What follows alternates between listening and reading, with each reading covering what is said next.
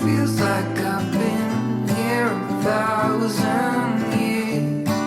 Could you bring some light to me? Or just sit beside me and never leave?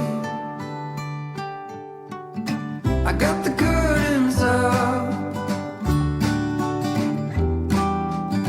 I guess it would be nice if you could interrupt. It's a day like this. It's a day I really would have missed. It's getting real dark in here. Feels like I've been here 1,000 years. Could you bring some light to me? Or just sit beside me and never leave?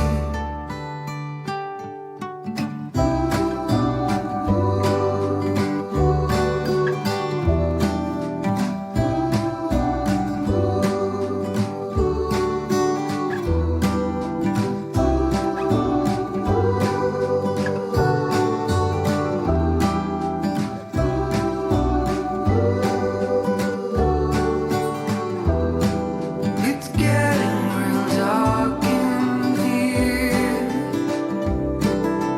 Feels like I've been here 1,000 years.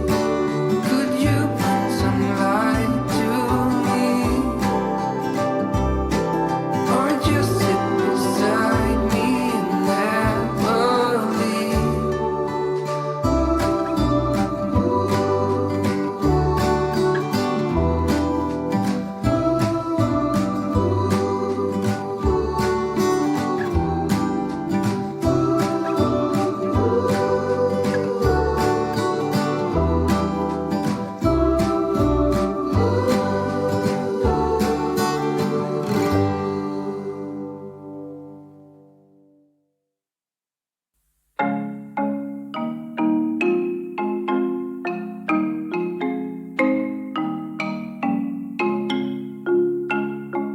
A significant light, just where it was needed,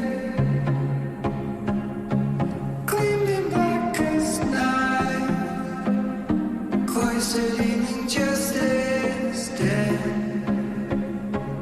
in the eye of time. Nobody is losing. Faces merge and change, but your face remains the same. The swallows will be in our dawn.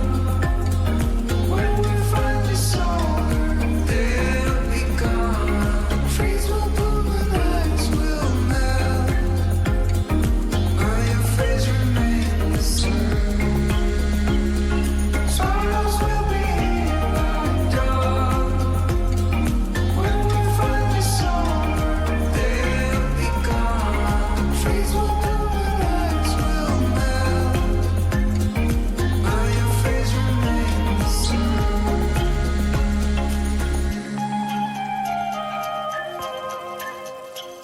The trees will bloom and ice will melt,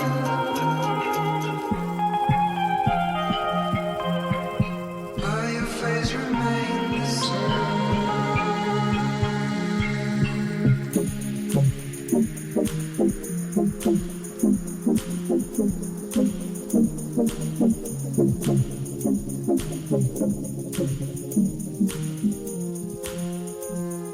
But your face remains the same. The swallows will be in our dawn. When we finally soar, they'll be gone. Trees will bloom and ice will melt, but your face remains the same. But your face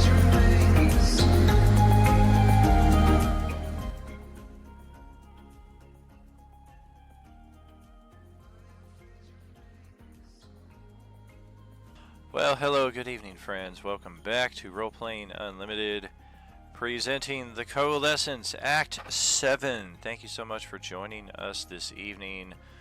We've got another table kicking off their first session, and we are hoping that it will be a good one. So thank you again for joining us for what is sure to, at very least, to be a slightly different experience than the norm here at our tables. Let's see if we got this set up.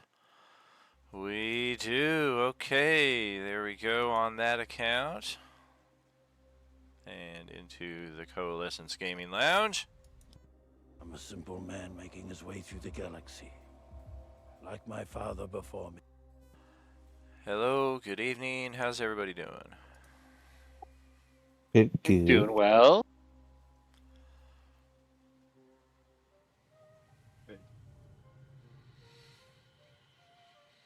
Well, we just had a bit of a curveball here. Actually, a number of seconds ago, we lost one of our players at this table, so I'm doing some last-minute shuffling around. But we've got a lot to get into here before we officially get the game underway, so we might as well get that started.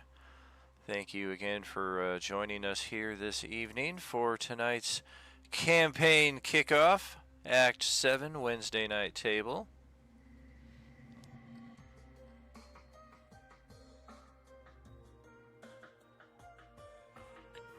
So if you're at all familiar with what we've been doing for the opening bit here at all of our tables, it's me talking for a good 15 or 20 minutes with multiple hydration, 420, and possibly a Ricola break or two midway through all of that nonsense. But the whole premise of this is from there to here, how to explain how our characters are where they are.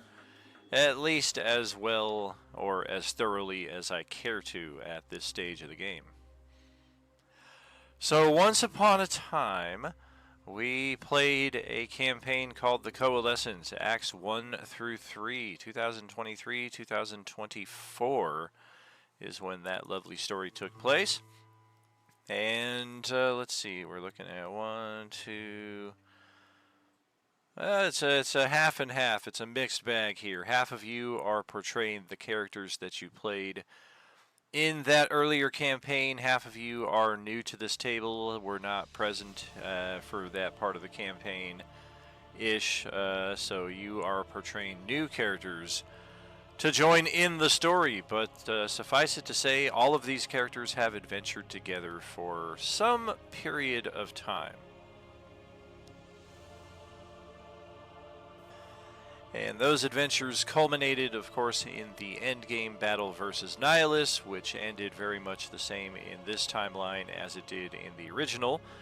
The primary difference being that after Nihilus was killed and the planet underwent the process of imploding itself, this group of characters were able to get themselves free, whereas our original group of characters all unfortunately met their end, largely due to the inability to resolve the planet's implosion before they met their untimely demise.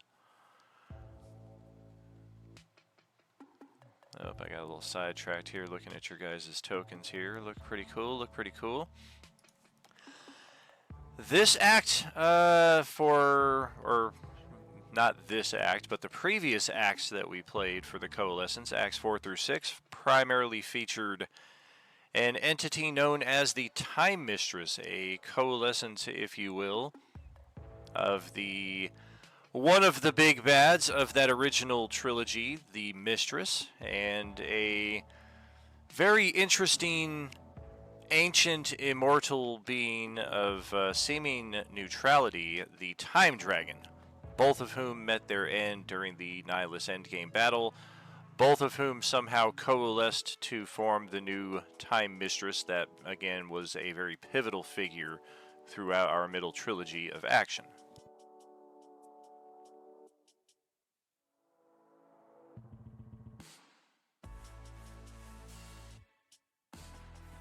This Time Mistress, at some point throughout the middle trilogy, gathered a number of NPCs, hopped on board the most iconic starship in the Star Wars universe, the Millennium Falcon, and took off to rescue all of these characters from that planet's implosion. Eventually, we were all transported from that smaller freighter to a larger judicial Star Destroyer, which is where all of these characters were present to witness the end of the Vecna endgame battle. Now, once the final shots against Vecna were fired, and he himself was literally unmade, a cruel twist of irony right there, considering his plans for the galaxy at large. These characters who were aboard the Judicial, if you were not present for the ending stages of Vecna Endgame, the Coalescence is effectively no more. We're still playing a campaign titled The Coalescence, but we are effectively in the post-Coalescence age. Technically, the first campaign was kind of coalescing, but it was really in the middle trilogy where we went completely crazy with that. Oh, somebody's character just blew up. Jeez. Sorry about that. Didn't mean to utterly annihilate you before we got anything started, but hey, c'est la vie, right? Still can't get my token to work. Oh, that's good news. No worries. We'll get you set up here pretty shortly, brother. Can you post that token in the Wednesday channel? And then, Paul, Yes, can you make a token out of it, please? Of course. Fantastic. And then, of course, send that token to me. I will get it all linked up to his character, and we'll be good to play in that respect. Okie dokie. So, our characters, once Vecna was unmade and the Coalescence decoalesced and everybody from the middle trilogy got to go back to their original homes, job well done. We succeeded in what we set out to do, is basically the theme of the day in that capacity. And this group here aboard the Judicial Star Destroyer were forcibly moved from one location to another via a deep space tunnel, during which time the Judicial was once again rendered inoperable. We had no way of escaping deep space whatsoever, and during this process, all of our characters lost pretty much every level of experience and every piece of gear that they had spent a number of months obtaining to help them against their battle against Nihilus. All of our characters got stripped down to level 3. Some of you may be level 4 if you are an annual subscriber. That is the minimum level for your character. Level 3 is the group minimum. Level 4 if you are an annual subscriber. If you have also redeemed Beskar's for a level, you could potentially be as high as level 5 right now. But in any case, we've got a party of level 3, 4s, and maybe some 5s in here. Oh, it's already done? Alright, good to know. Yes, me lord. Okay. Excellent. I will save that real quick. Let's get that to the desktop. Badass Brian. Bum, bum, bum, bum, bum. We'll do that, and then we'll load that in over the next few moments. However, once the ship crashed into this new and strange realm, speaking of which, let me get the Google Earth Parawa Bay loaded up here. If you are watching on stream, this is the realm that we are playing in right now. I did not... Well, correction. I tried to create a map of New Zealand that would facilitate our gaming needs, and I just continually came up short. It's not the hardest piece of land to imitate, but just the number of lakes and small islands, it was proving very time-consuming. And narratively, I don't know how much time we're going to spend on the overland routes. So it's one of those things where I'm trying to work smarter, not harder, and that's why we're using the Google Earth instead of a traditional map in Roll20 like I would normally present to you.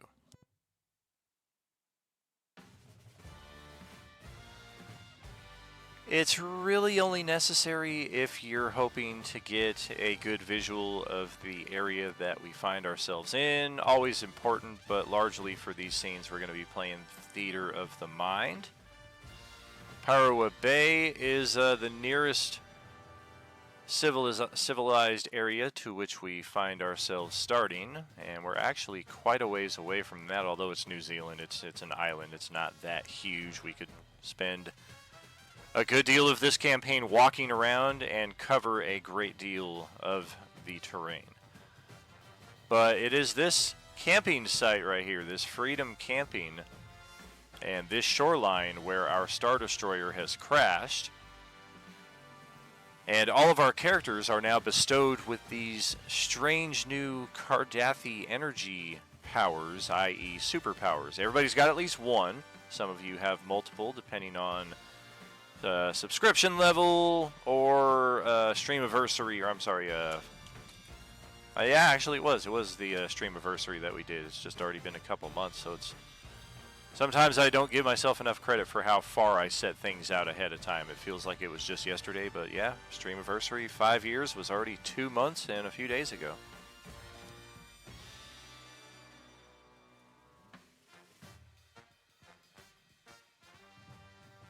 So our characters are all at this site, whether you are starting in the wreckage of the Star Destroyer. It's really not an explorable area. There's not a whole lot to be gained from inside of there. Whether you're starting in the water, under the water, on the beach, in the forest itself nearby, this whole area right here is pretty much free reign for you to start in anywhere that's within line of sight of the rest of the group.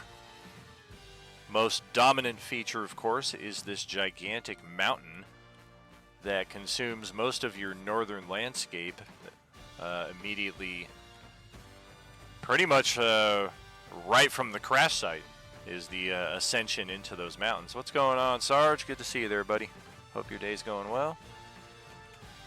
So that is going to get us to the start of our campaign here. All of our characters, of course, have a backstory that ties them into the larger narrative in some respect. You all received the exact same paragraph at the start of your backstory. I encourage you not to share all of your backstory or even a great deal of it in the opening roleplay. You never know if your backstory is key to somebody else achieving some personal goal of their own that maybe you don't want them to achieve. You just never know how I've tied these characters in. Of course, because the campaign has an inspiration in my favorite TV show of all time, Lost, there's a number of traumatic backstories. There are a number of edgy character backstories, not necessarily evil, but people who've done questionable things in the aims of getting ahead in life. You just never know what somebody else's backstory has to do with yours, if anything at all.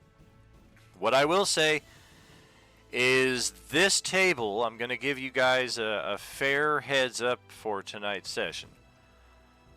This table, I basically came up with 5 different plots. We have 5 different tables. A number of weeks ago, I rolled to see which table is getting which plot. And this table in particular has drawn, I'm not going to say exactly what the name of the plot is, because that will give a lot of it away. But our characters, if you didn't figure it out by the name of the campaign opener that you're playing, there's going to be some tension and some animosity, interpersonal. What the hell? Oh. That's funny, I'm getting a call right now from my Instagram Roleplaying Unlimited account, and I'm like, that's a first, and I recognize who it is. It's an artist who's trying to do some work for me, but I've been kind of leaving her on hold for a week or two because I'm just not prepared. Like, we discussed preliminary stuff, but that's about the extent of it. So, yeah, we'll hopefully be doing some business here soon. Essentially, I'm looking into doing a new logo, maybe some new banners for some of our tables that are a bit more inclusive of some of our party members and players who've been here for a number of years, so it's not just my face on everything Role Playing Unlimited, but that's all for a ways down the line. Jeez, man, they let that thing ring for like a solid minute.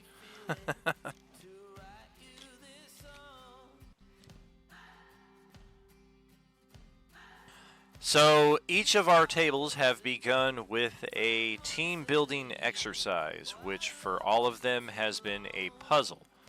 Tuesday night, last night, was the first party to successfully complete the puzzle. I will say they had the easiest one of them all, even if at first glance it looked to be the most complex. Tuesday, I believe, had a 20-minute time limit, and they whisked through that thing in about 3 minutes or slightly under. It was so easy for them to complete. So they got a nice little bonus in addition to that. This table, however, because of the nature of the story that we're going to be getting into here itself, I'm thinking that story is going to be the team building exercise. So we're going to forego any puzzle activity right here. We're not going to play around with any of that stuff. We're going to get right into the role play. We're going to give the contents of the chest that every group has gotten so far. We're just going to start off with that as your characters are finding some sense of safety here on the beachfront right after the crash has happened.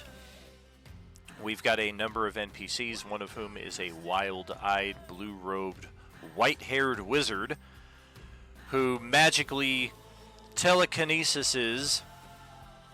Telekinese? Is that a word? It is now. Telekinetically? Well, he's telekinesing something in your direction. So it would be an ing at the end of it, but I don't know what the telekinetic ing is, if there is even.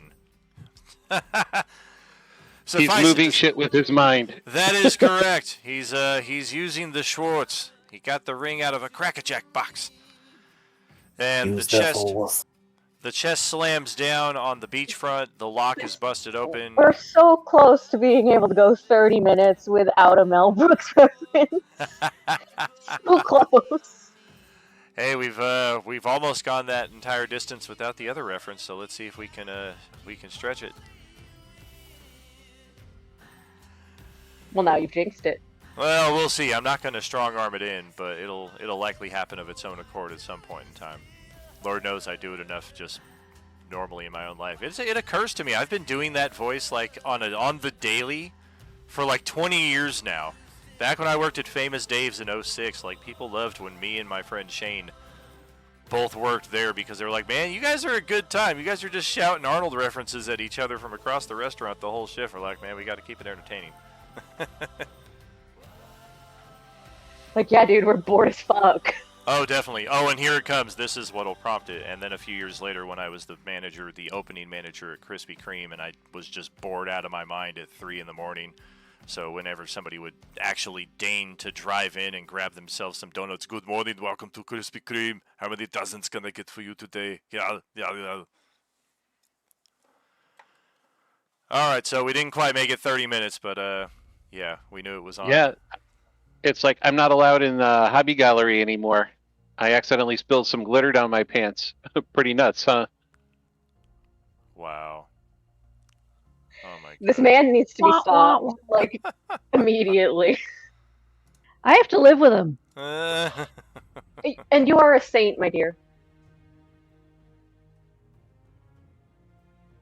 People that he works with have said they want to send me a sympathy card.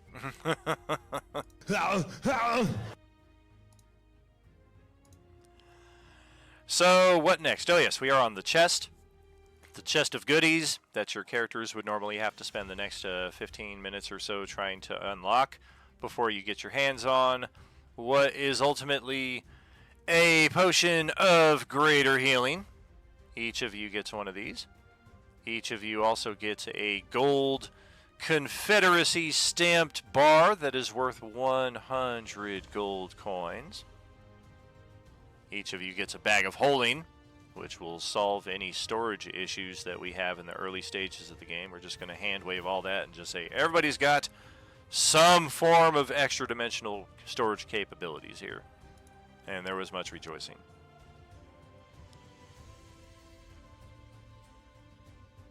Yay! Oh, and last but not least, every character is starting with a +1 weapon that is found within this hall.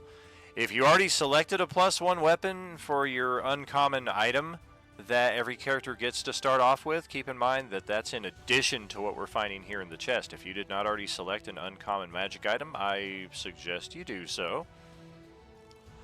But if you selected a +1 weapon already, effectively you're getting a second one. So you never know when a second +1 weapon will come in handy. You can duplicate the exact same weapon that you've already got. You can pick a different one. Maybe you got a ranged +1 and a melee +1. You just never know. Always come in handy. So once you've got your character sheets equipped with all of that stuff, we will get your tokens properly set up on the game page, and then we will roll into the opening scene. What kind of potion did you say it was? Greater healing? Greater healing is correct. Okay. I'm surprised I had that correct. Okay. Alright, so there's Paul. Just start with view. Uh-oh. I don't like the look of this. What?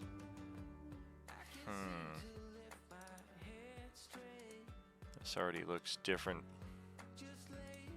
Alright, we'll sort it out though. Paul, does your character have night vision? They do not. No night vision. Good lord, now I'm getting another phone call. Everybody wants to talk to me right now. I'm gonna give you torch vision, 20 feet bright, 20 feet dim. You said we get a +1 weapon of our choice too, right? Yes, sir. Alright, so that is Paul's character. Set up right there. Of course, we cannot see the health bar. There, good. Set the character sheet up so everybody can see. Alright, there we go. First character is ready for viewing. And since I've got you set up there, why don't you tell us a bit about what these characters might know about you, which is not much. Your character was not part of the Nihilus endgame battle, if I recall correctly. Actually, Rian Real is I am just a wildlife photographer. Who came to New Zealand to try and get some great shots, and that was until this gigantic ship crashed into the mainland, and that's where I find myself now.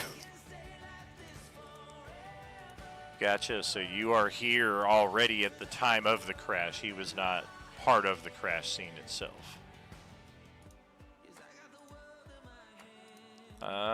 Dawn for AHA, Dark Vision 60? Correct. All three of them have the same. Okay, set that up then. Oh wait, nope. I apologize. Aha has better dark vision because he's a Twilight Cleric. Okay, 1 second. Is my token linked to my character now? It is not yet. Okay.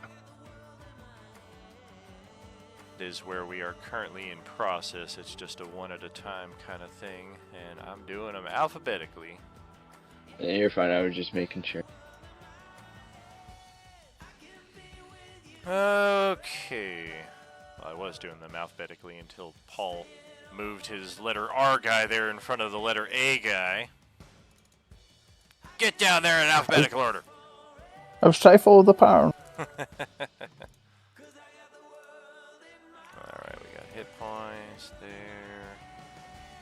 Got armor class right there. Okay, and then I'm sorry, AHA was what, 120 then? 120 dark vision? Correct, 120. Very cool. Okay. And 60 for the other guys.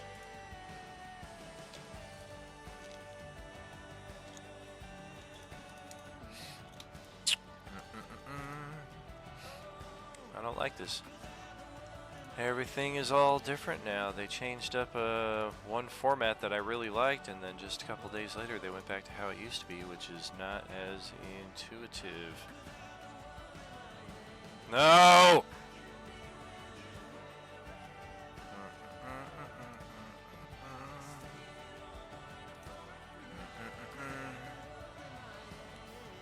Oh boy, let's see here. Alright, so we've got that, and actually we're going to put the phone away, because apparently there's just so many emergencies right now, I'm not going to be able to focus on the game, and that's where the focus belongs tonight. There we go, gloop. Alright, now we can attach them to the sheets.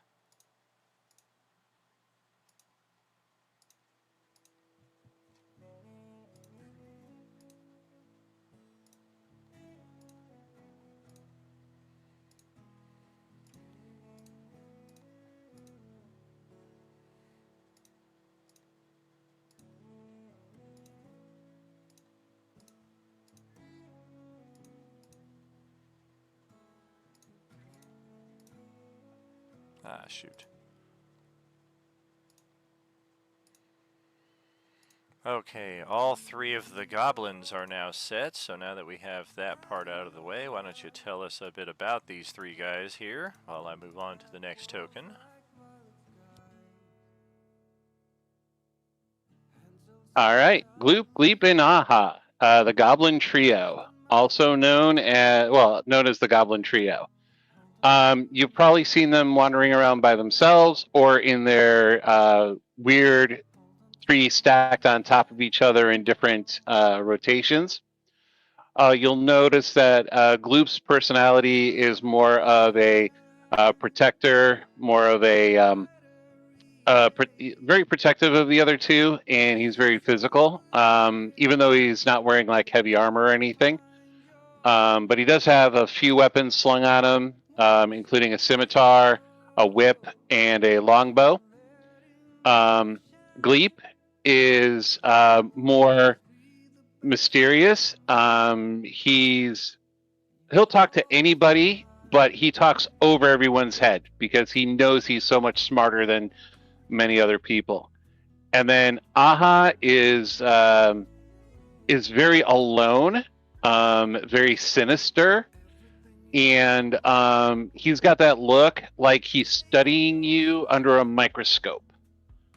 And you notice that he wears a symbol to the goddess of twilight.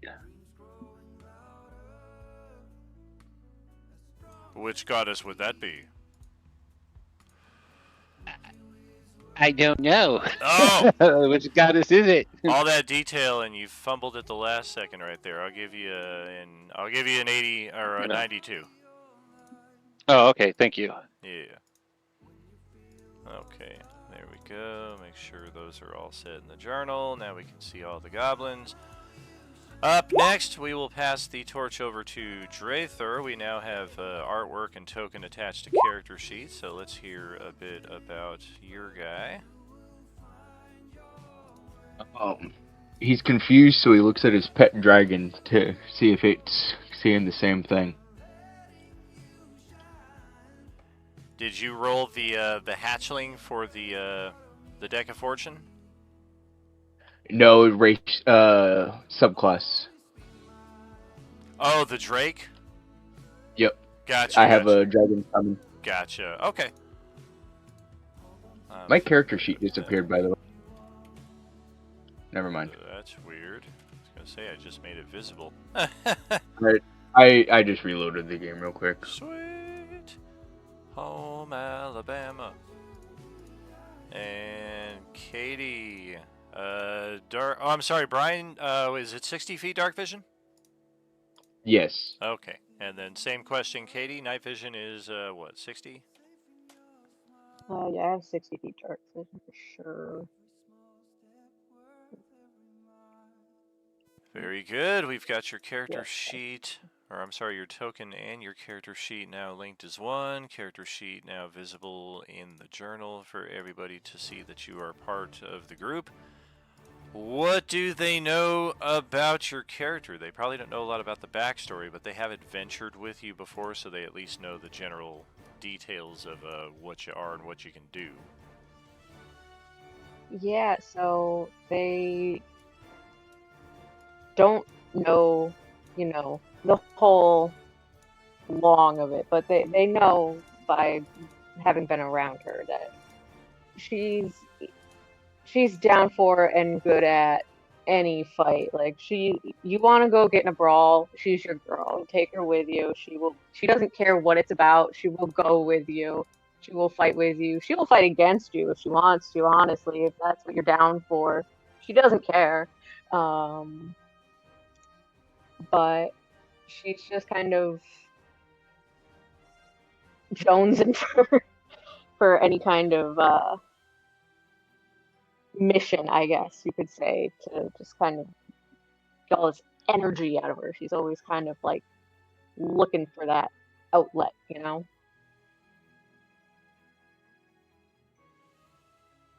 I dig it. We got a stabby character here on Katie's behalf. Everybody watch out. She's doing something different. Okay, we're so surprised. Yeah. Oh. Not so surprised that she's willing to kill her own party, but. Hey, DJ, dark vision on your character? No. No. All right. Give you torch I vision. am a then. human. We're humans. I like humans. Look at this guy. He put every ounce of himself into his hit points right there, starting off with 172. Good lord. What else do we know about this guy?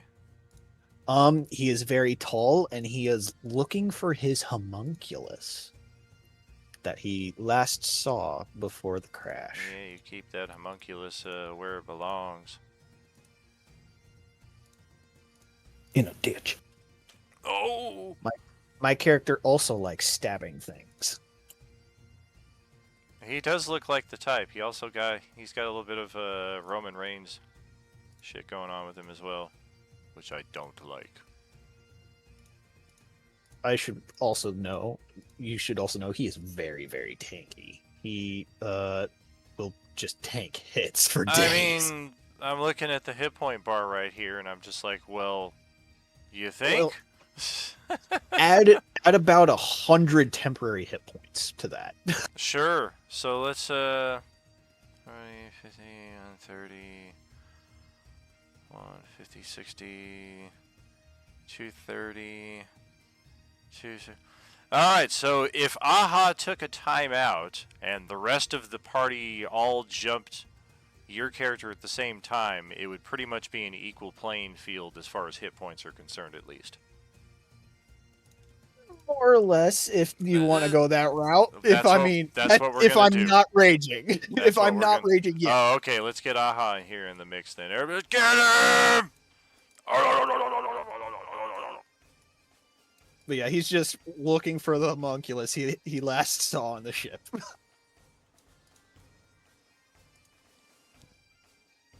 Yeah, he is very tall, 7'4". Yeah, He does like stabbing things. Shrink down into his little turtle pose right there.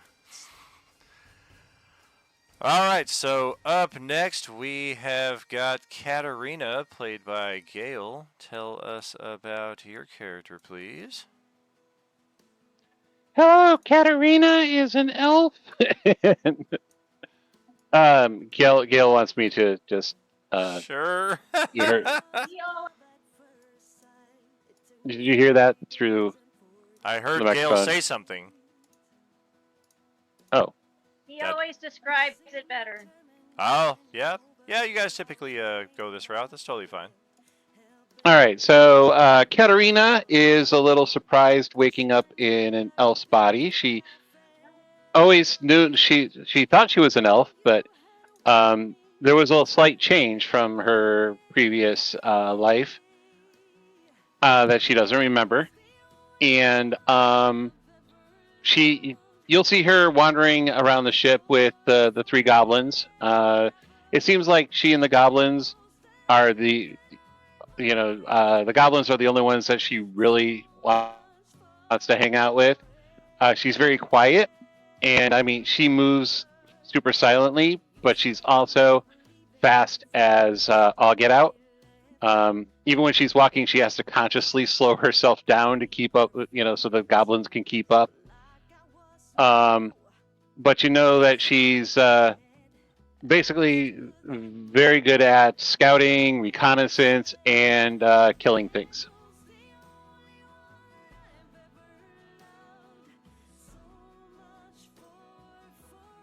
Get one more character here.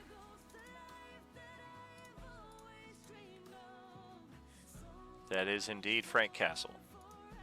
Although it's not really the Punisher, it's just the character who unfortunately is jumping out on us due to a schedule change. This character had a bit of a part to play in the overall story, so while I still juggle some things around, I'm going to at least have some kind of representation of him here in the group.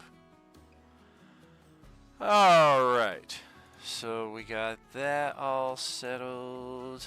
That's all ready. We are good to game. Oh, I forgot to do the date stamp. Very important.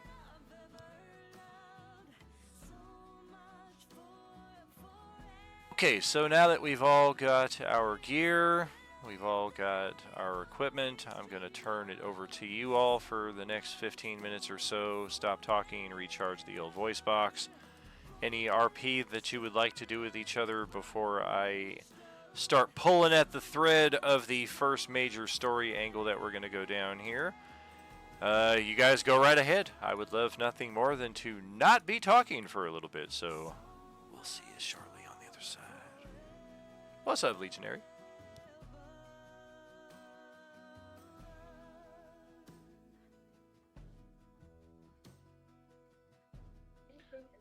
Okay, the three goblins are a little shaken, not stirred from the crash.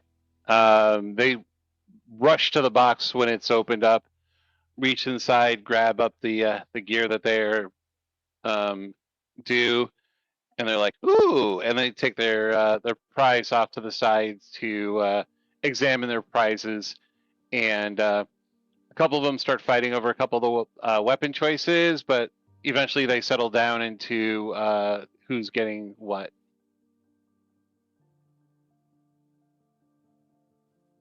Okay, Jen like immediately clocks the dude that like wasn't with us that we don't know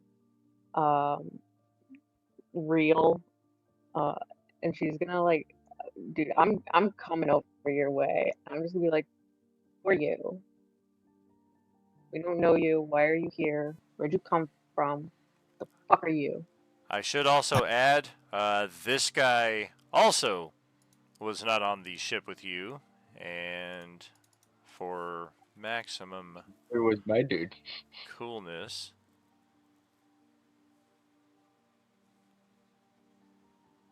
Yeah, well, the Punisher isn't here with us. He had a scheduling change.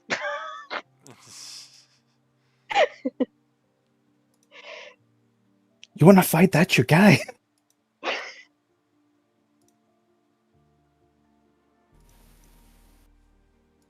I'm just a marine photographer, that's all. From my perspective, a bunch of yous just crashed from a ship out of nowhere.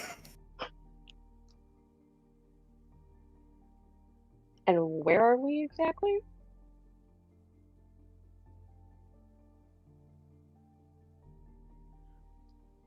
Just out of curiosity, did you roll invulnerability and get that extra 100 hit points? Did you put it into your hit point total, or are you running them as temporary hit points? It says in the power temporary hit points. So I'm marking it as temporary hit points. Okay, but you didn't add it to your max, right? I mean, because it looks like the 172. It is the 172. That is correct. If I add it, it would be a red health bar. Yeah, I think I'm going to do the same thing. I'm just going to add it into my maximum and just count the 100 as temp.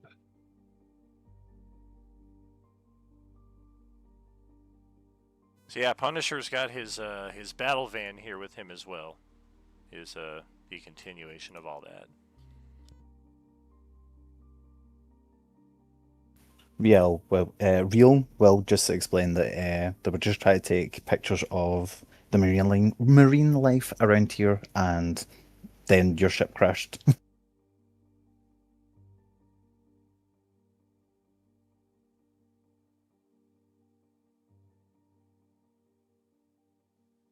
Uh, I'm gonna like I'm gonna roll a perception check on him just to like get a vibe check on him. Give me an insight. Oh, insight, my bad. I love vibe checks for perception. Not any better, so you know. Still 50-50 on him. What will I roll? I'll whisper roll. Okay, everyone can see how stupid I am. I don't give a fuck.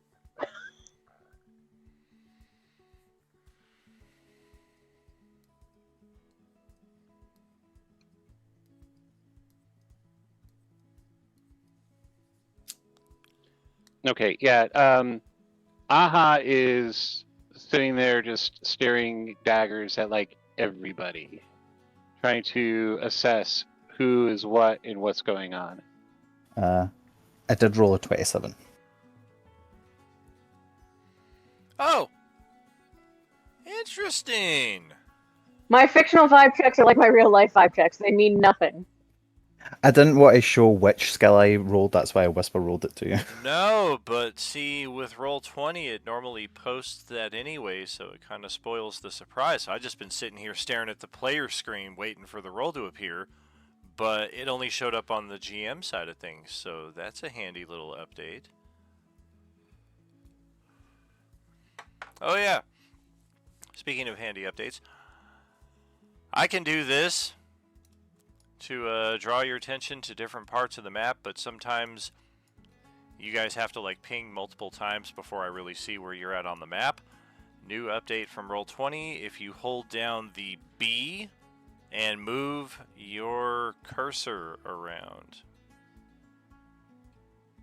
now I can see...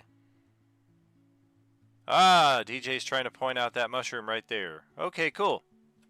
That is so cool. Brand new update. So yeah, a little easier way for you guys to be able to show me and show everybody what you're trying to point out on a map instead of just like 2 squares northeast of the guy who's down to about 50% health value. I don't know his name. All right. So we got that set. I'm sorry, please return to what you were doing there. And yes, as far as Janishara is concerned, vibe check, neutral. Play it as you will.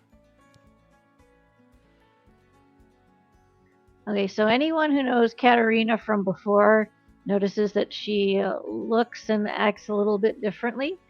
But as far as Katarina is concerned, she has always been an elven rogue. She has never been anything else.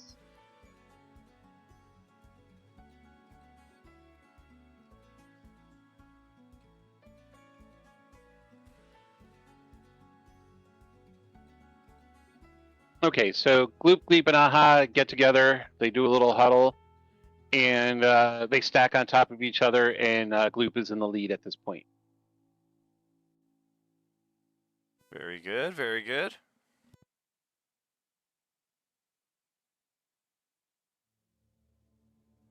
I'm gonna hold real at sword point because why not? Fuck it. It could be fun.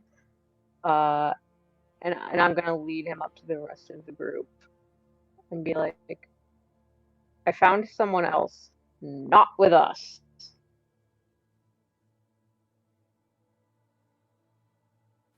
Hands up, just kind of walking ahead of you. If he's not with us, then why is he with you? I found him. He is now, we'll call it prisoner adjacent.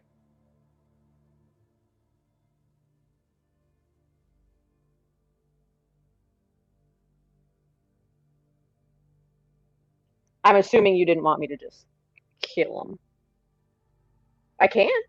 If you want me to. I'm I think super all easy. of us could, but I don't think it would be prudent at this point to try to kill everything that we come across. Who are you, good sir, madam, or whatever you may consider yourself? Thing. The Destroyer. As I was saying to your companion, I'm simply a photographer that was taking some pictures of the marine life around here when your ship crashed right in front of me.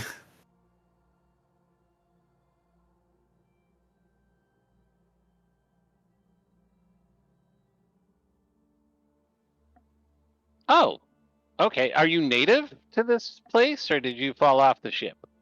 Not native, but I did travel here. I see, said the blind man.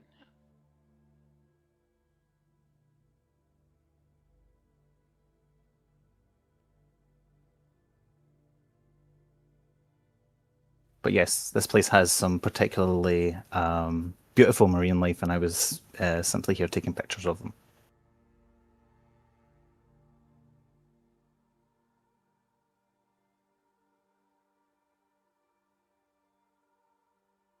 Hands still up. I need someone better at reading people than I am. Is he lying? Is he an enemy? We stab. Do we kill? Do we maim?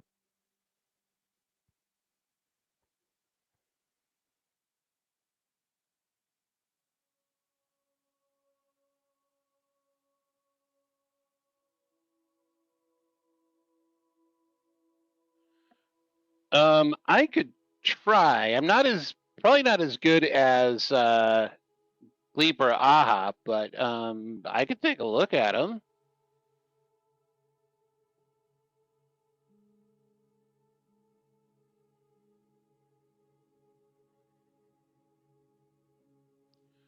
I Okay, invite hold you to on. do so, although Insight. my preferred answers will be maim or kill. However, I will accept.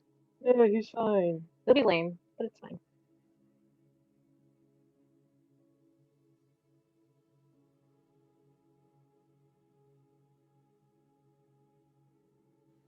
Uh, 14 on 14 my is check. also coming up. Neutral vibes. Yeah, um, I wouldn't lay my rations down in front of them, but I probably wouldn't want to stick something pointy in them either.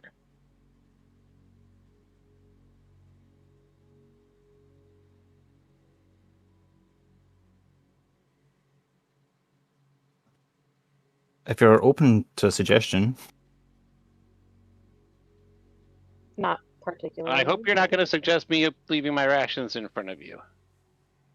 If your suggestion is no. stab you, then yes. If it is not, then no. It was simply to say yous have clearly just been in a horrendous crash. First of all, I can heal anyone that is injured in any way, and I would suggest maybe getting to high ground so you can see where you are. Hands still up. I'm also native to these lands. The Punisher-looking dude speaks up. You guys need to live somewhere. Place of safety. Anybody requires medical attention, I got your back.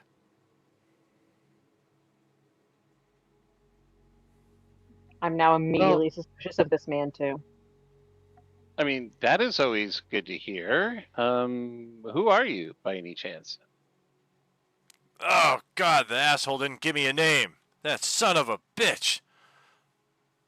That's an awfully long name and rather obscure. Is it French? Let's see. Rufus. Apparently Those French No, are assholes. No, Rufus is the other guy. Apparently my name is Theo. Theo Vaughn is the name. I'm something of a hero round these parts. Maybe not as noteworthy as some of the others that you might see traipsing around because I don't have jet boots or the ability to fly at Mach 4, but I'm kind of useful. Shit, did you see the new episode? What did you call me? No, I didn't see anything. That was me, the player, saying that. Thank you. Yes, indeed. You're contemplating Well, they jumping call off the me cliff there. Gloop. Gloop. All right. How about the other two of you? You all seem close. Yeah, that's Gleep and Aha down there. All right. Is there a reason why you stand like that? Magic can be a bitch. Oh, you're one of those? All right. Magic it is. Let's magic it up. So what the hell happened that brought that ship down on my beach?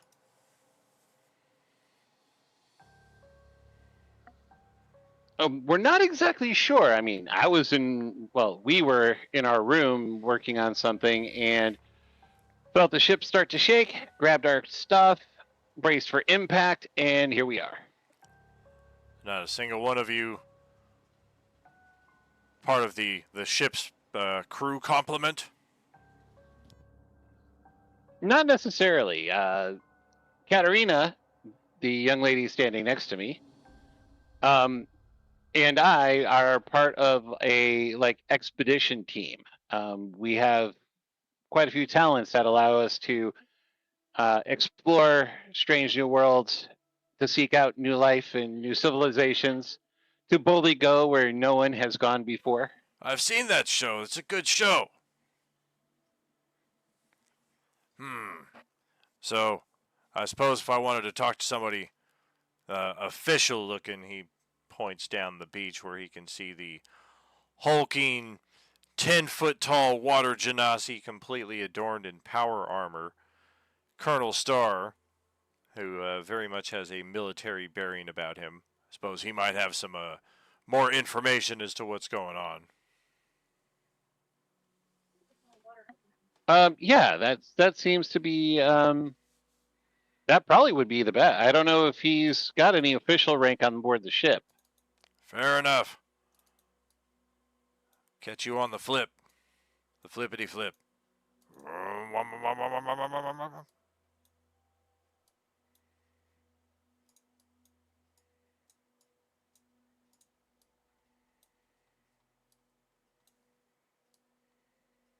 Rothgar is gonna be basically climbing. Is this a decline or an uphill thing to the left? You're in a little canyon right now. It's up on both sides of you. So he's just gonna kind of saunter over, trying to look for somebody. He's searching for somebody, and he sees this group.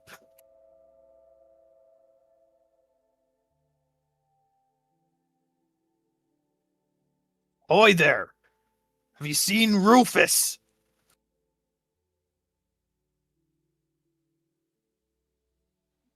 I'm sorry, who? Who are you looking for? His name is Rufus. I can't find him. He's a homunculus. He was with me on the ship. I can't find him. Because I'm tight.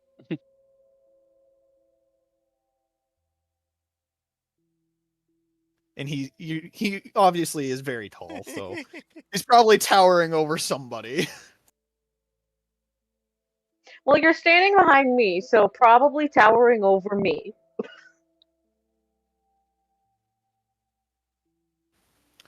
You have your blade out. What has this done? What is this? Great thing observation. done? I don't know, probably fucking something. We don't know. Enemy? Probably not a friend. Willing to bet, not a friend. You want to squish him? I could squish him. Should we squish him? Oh my god. I don't know, I've been told not to kill him, but Why are you not sure. always trying to kill everything that we come across?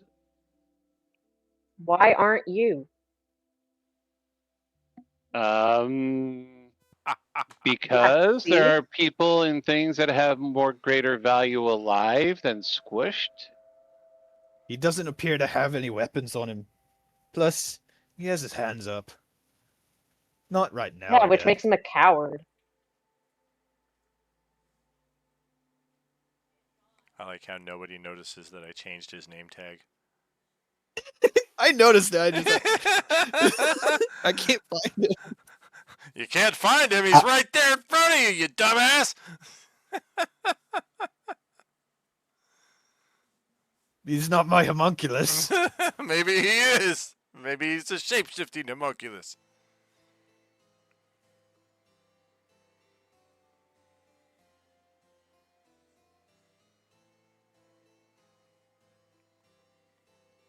Daddy, help. He's gonna go over to the box with what he sees. He's gonna pull out the great axe. There's some weird CDs in there as well that look pretty outdated, but all right. It only looks like a pretty good axe. It doesn't look like a great axe. Actually, one of those CDs has Hrothgar's name on it.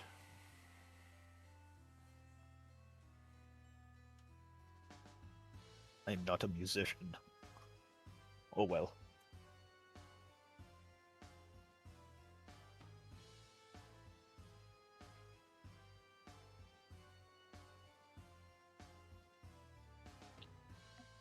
So I think standing around here probably would not be our best bet. Why don't we get a lay of the land and figure out what's going on over here?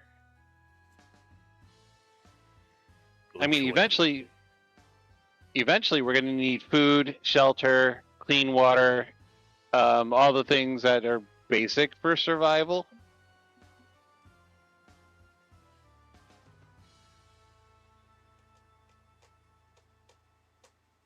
I mean, if I kill Ryan or whatever the fuck his name is, we'll have food for a couple days, to be honest. God. Well, if we're How going to go much food do you traipsing need off to into have the to wild, go? let's get some survival checks.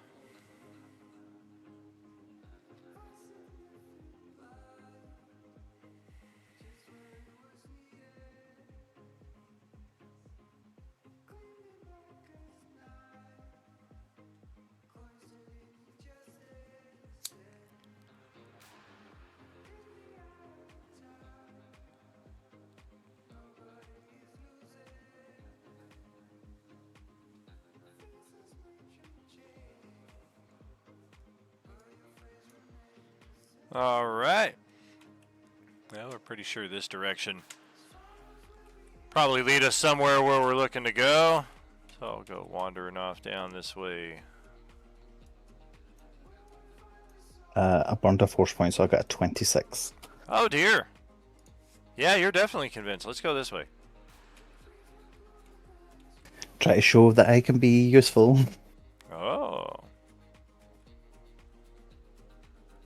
But your hands are still up, so you have yet to prove you're not a coward. And a short while later.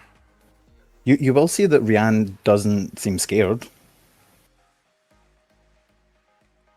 If we're talking about cowardice or not.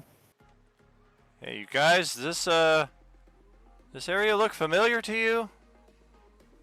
Pretty sure we passed this area about 20 minutes ago. How the hell did we end up back here? We haven't taken any turns. We've just been on a straight path. Did you want to keep Gleep and Aha's token out, or did you want to Yeah, that's fine. get rid of them in trio form? Okay. I'm assuming that Rian's done some fuckery, so I'm gonna get really mad at him again. Poor Paul. I'm following you guys.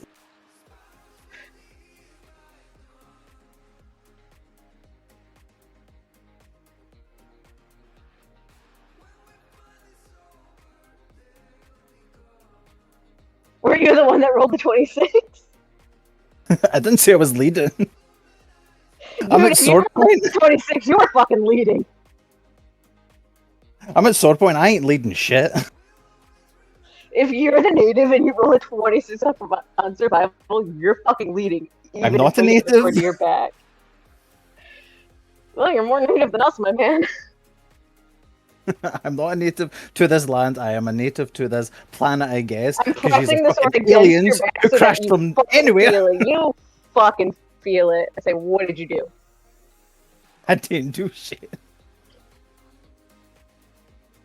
works. We're right back where we started. Aha and Drathor are by the crate, and you guys can't help but look inside and see those weird CDs and the plastic sleeves and some of the names that are on them. One of the names is Drathor, and another one is Aha. All right. Aha Grab will my reach CD. inside and grab his CD, All and then right. quickly Drathor. shove it under his cloak. Welcome to the Hunger Games. Drathor kind of examines the CD before tucking it away. There is a small See, hollow isn't that suspicious? projector inside of the case as well, which is likely able to play these discs.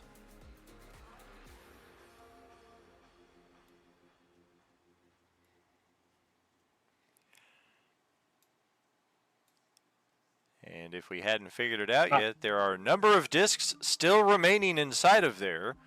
One for each character, although I should say one for the Goblin Trio. Okay. So the trio retrieves their disc, looks at everyone and says, "You may want to come in, grab your discs." Hrothgar is I'm walking right away there. that my eyesight is never off of Rian. I will walk backwards, sideways. I don't give a fuck. My eyes are not leaving this dude. Oh dear. No trust.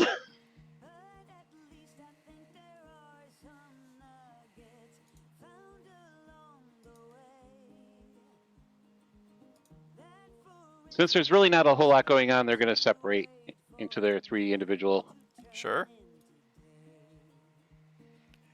A lot of RP this session. Might take the whole session for RP, but we'll see just what we got in mind here for the next little bit. Does the disc look flimsy or fragile? It does. It looks like it's probably made out of some kind of crystal.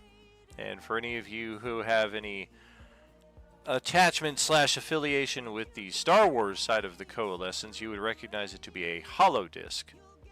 So it's got some resilience to it, but it's likely not indestructible. Hrothgar is going to be very careful picking his up. Crunch, damn it!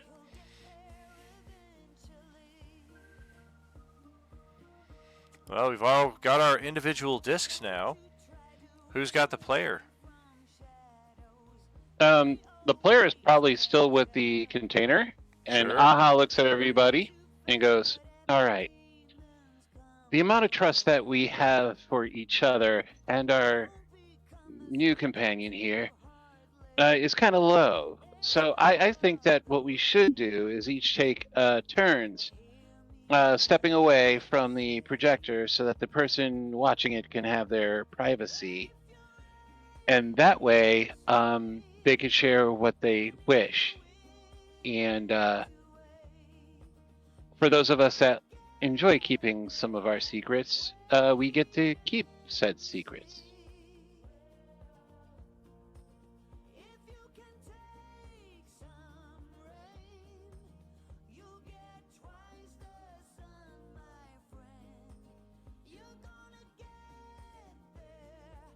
Reasonable decisions.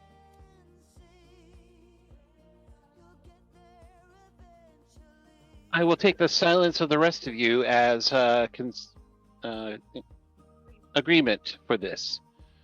So, who shall be first to observe their disc?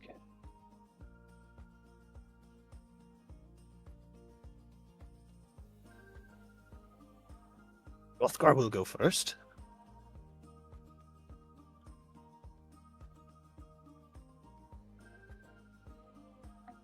Very well.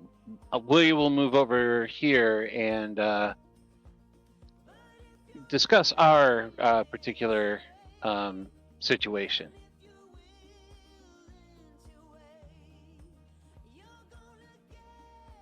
Gonna give DJ And then some the privacy to watch it. Anybody gonna sneak up on him, trying to see what his video happens to show? And he said encouragingly. Yeah, my guys don't really care too much. I want to be allowed.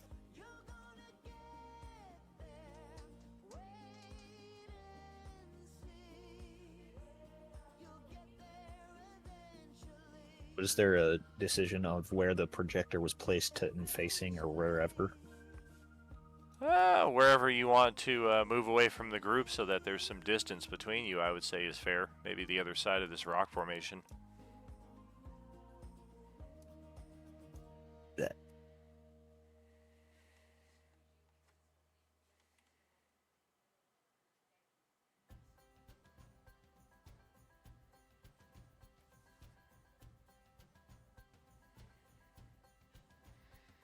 Rothgar will carefully put the disc inside the projector. Ah. I see it does not translate on both sides across the board. Good to know.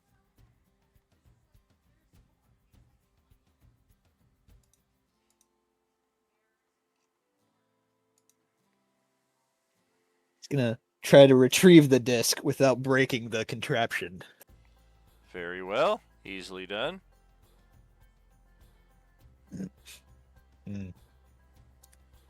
Guess that's it. Got all the details? Yes. All right. Come back to the group.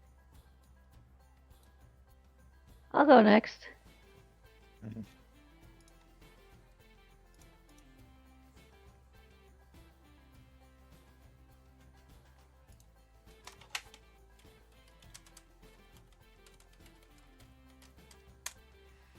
All right. Sent you the message in Discord there.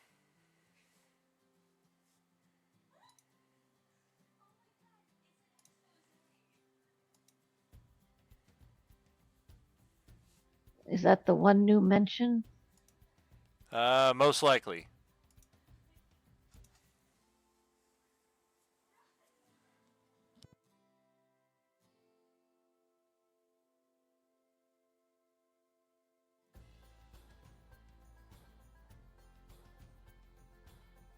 All right, the Goblin Trio will go next. I don't see anything, Dan. I'll help her find it.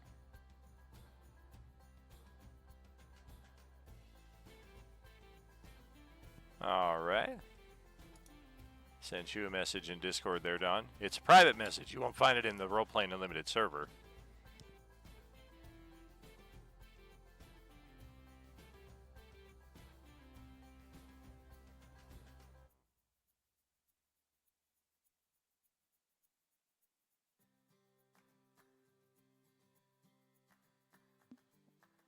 They chuckle amongst themselves and head back to the group.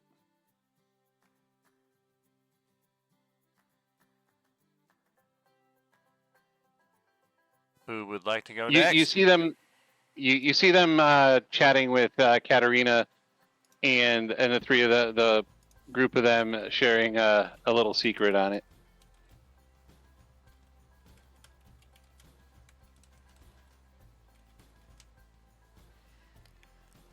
Brian, Paul, or Katie?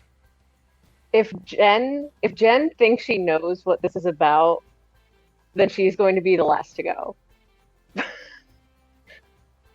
Greythor watches his neck. All right. Rothgar's just gonna hold his disc in, like, debating whether or not he wants to break it. Just sent you a message there, Brian. Okay. He returned.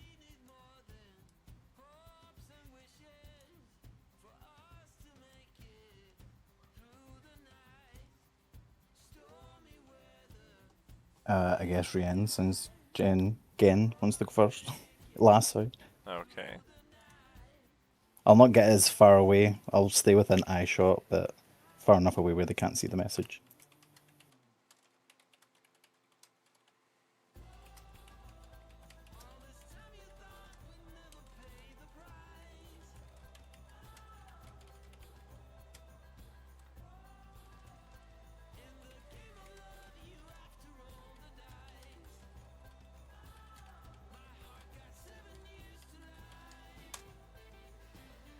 All right. Sent you a message.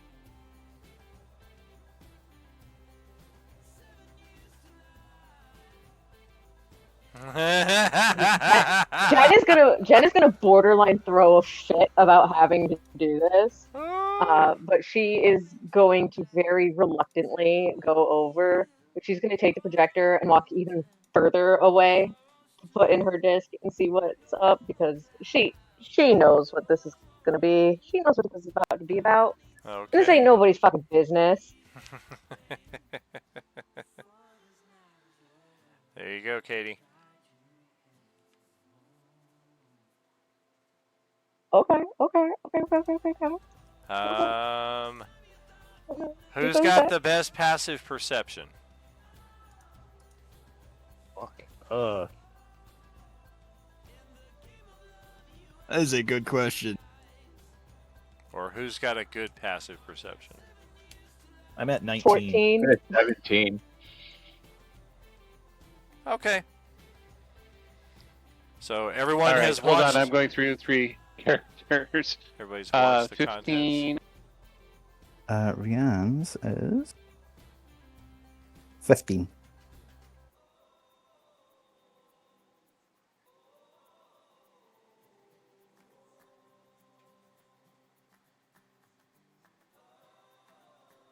I have a 25.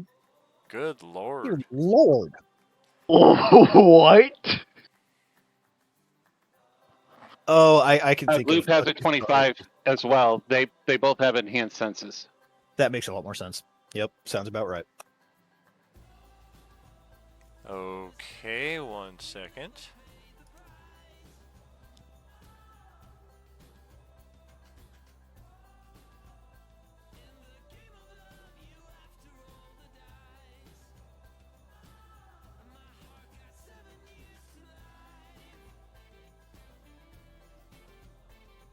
Just sent both of you another message.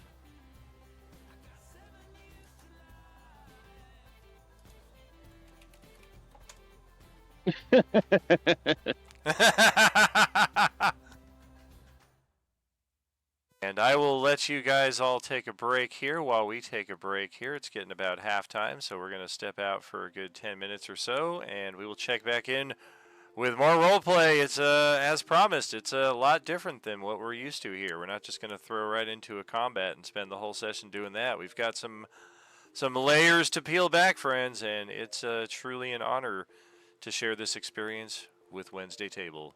See you shortly with more Are You Gaming?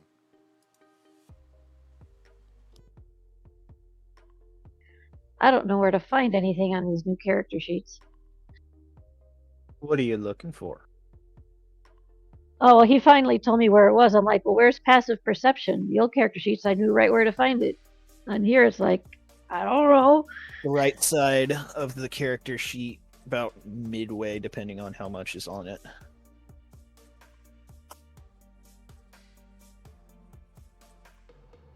That enhanced senses is quite nice.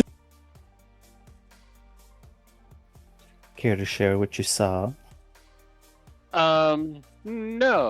Gloop is keeping quite quiet about it. Rothgar doesn't mind sharing about his. Well, what does Rothgar share? It was blank. There was nothing on it. B-roll footage of Rufus eating an orange. Still haven't found him. Ah, interesting, says Aha. Rufus kicking soccer balls.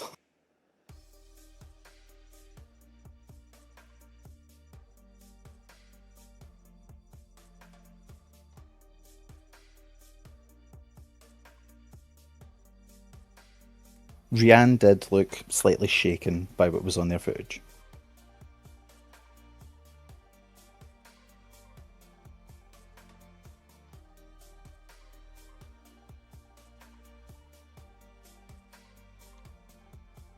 All right. So Gleep is looking around and he's sizing everybody up and basically he's just looking around, sizing everybody up. Gleep is wearing red robes. He's got like a he's got that wizarding look to him. But he's also wearing a rapier.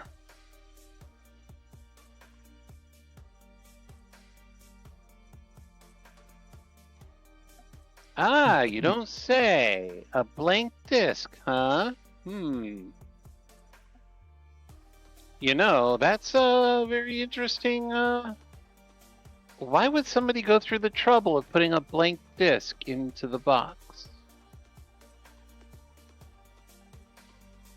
To mess with us. No idea. Could be good as a projectile, though. Looking at the strength and composition of these particular objects would probably make them shatter upon first use. And the amount of damage done, unless you have a certain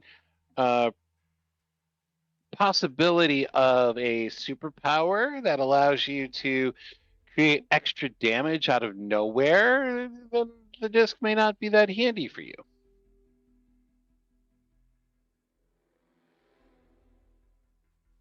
Aha's looking at Gleep like, shut the fuck up. And Gloop is just counting his toes.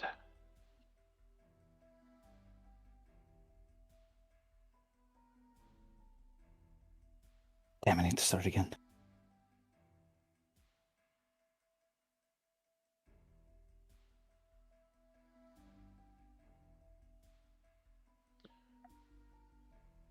So, since he is willing to share, is there anyone else willing to share the contents of their disc?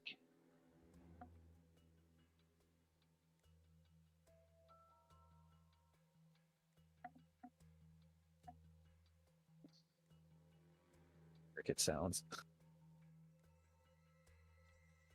Crickets, crickets, crickets. Greythor mentions that his was also blank. Ah, a pattern forms. Aha just looks even more daggers at Gleep, like, don't say anything.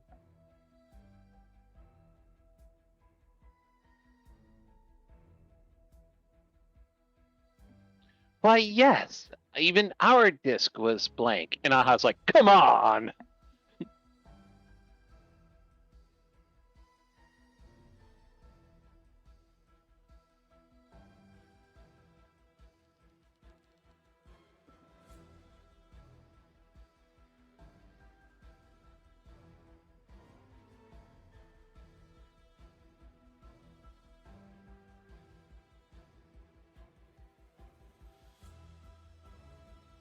And then the three of them start yelling at each other in Goblin.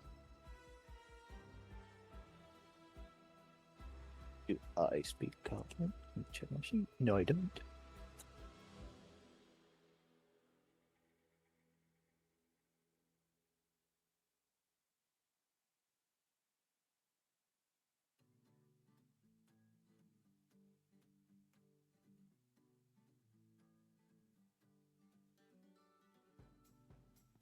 And then Aha just crosses his arms and turns invisible.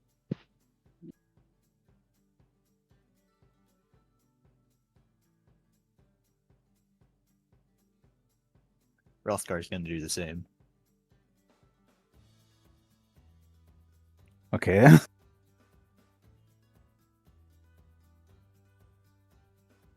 Where'd you go?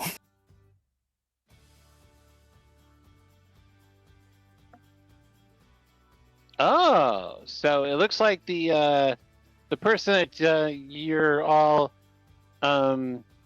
being quite antisocial and quite concerned about can stroll about unseen, which probably makes things a lot more interesting for you, doesn't it?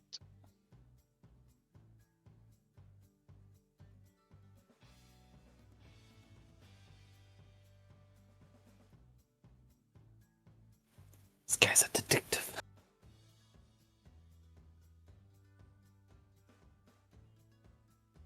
and quite brilliant at that.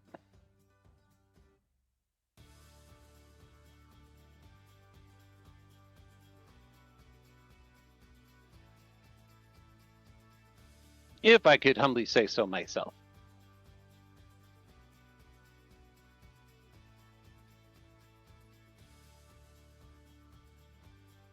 And if anyone pays like really close attention to Gleep, for a wizard, he looks jacked.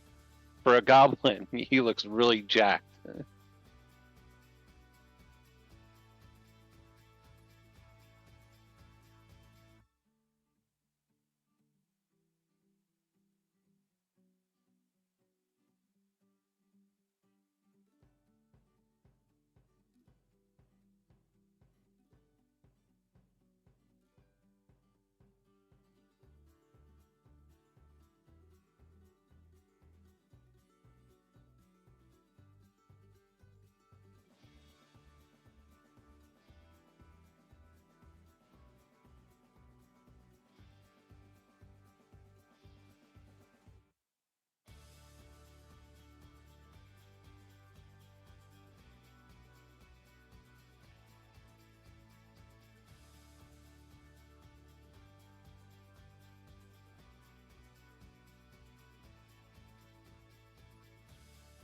Hrothgar's gonna reappear sitting on this rock.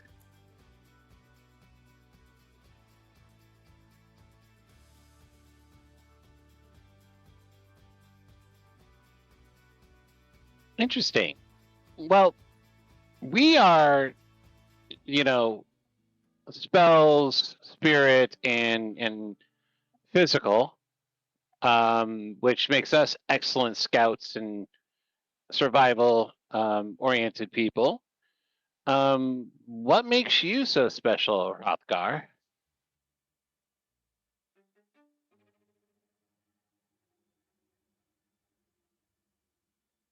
Clearly, it's his height.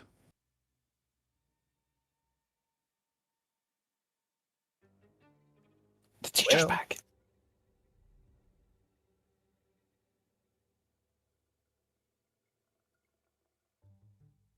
After the crash, I found out I could do this, so I do not know where it came from.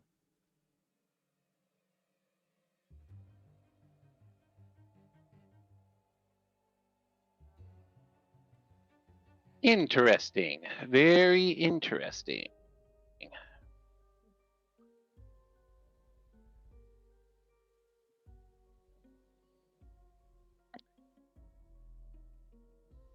The name that you are of barbarian descent? Yes, indeed.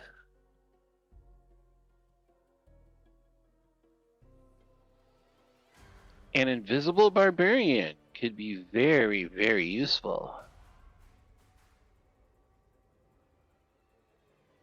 I will not be somebody's tool. Oh, no. Of course, I wasn't speaking of you being a tool. I mean, it's like all of us are essentially tools when it comes to surviving this place.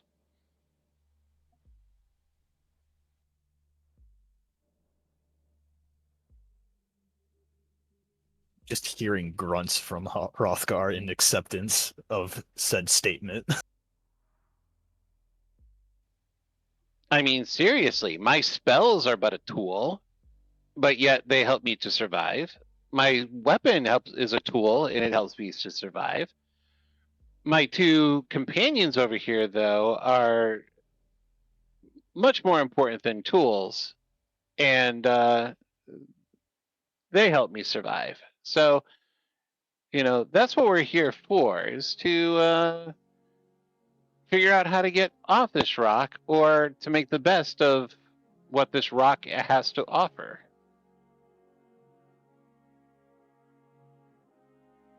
I'm not really sure you're helping yourself here, dude. High intelligence, medium charisma.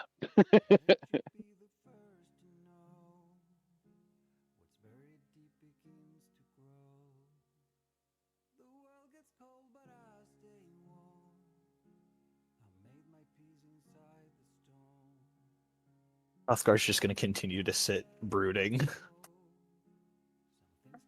And since you decided to speak up, what skills and attributes do you bring to this endeavor?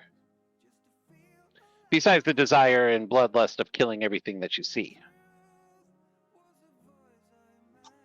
I find that to be quite useful in a lot of situations. You look like someone who could use help with that. Not everyone's going to be your friend, guy.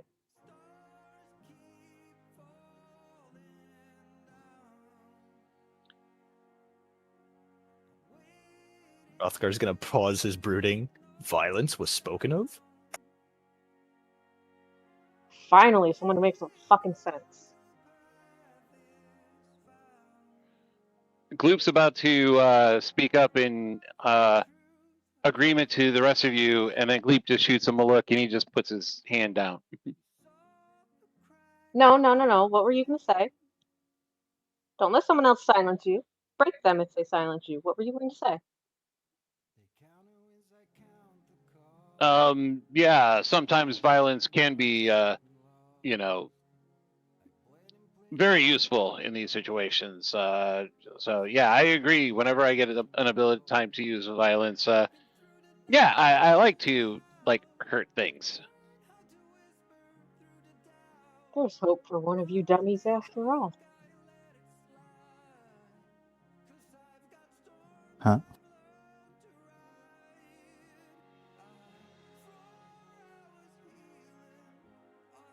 I'm going to turn around and look at Reed and go, new guy, violence or no violence? When it's necessary, as always. Wrong answer.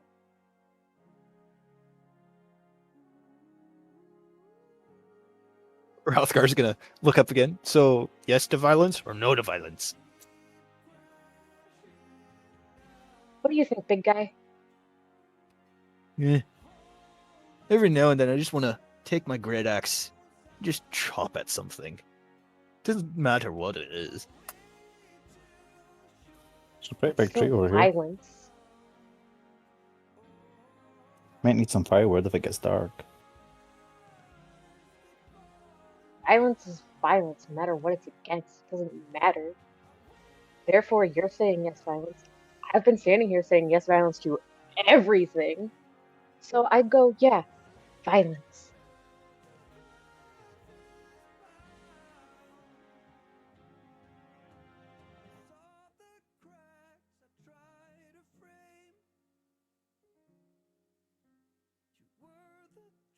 Yeah, I think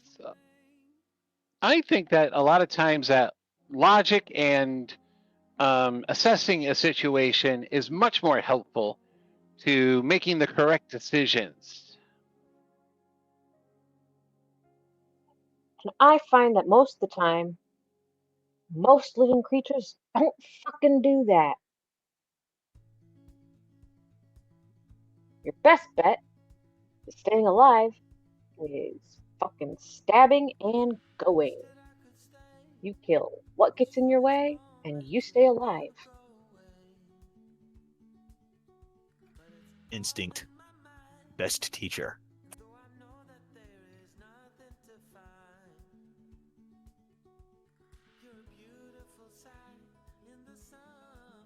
He looks around at the group. It looks like very few, if none of us, have the skills of persuasion and to be the face of the group. So I should take it upon myself that if we do meet some new people, that I should be the one to suss them out first and make sure that they're on the up and up. Start hacking off body parts. People will be pretty persuaded pretty quick. About to say, intimidation checks are great persuasion.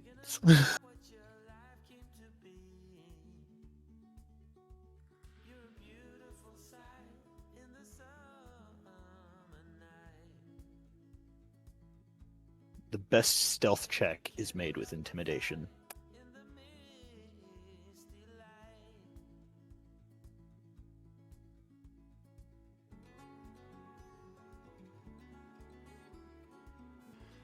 Give me the key.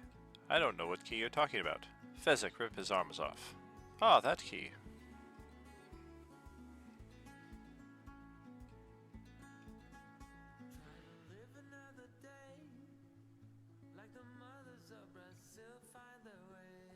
Yes, but I doubt. Yes, but I doubt that everything will bow down to your strength. There's always someone stronger.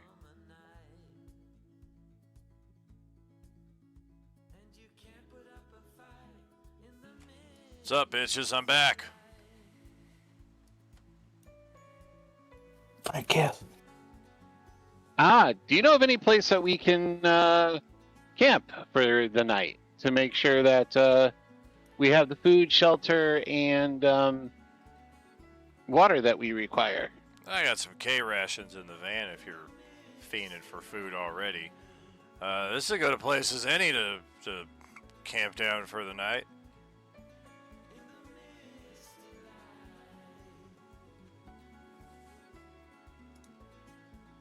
All right, so it looks like we should start with constructing some sort of shelter. And so, anybody have any skills with carpentry or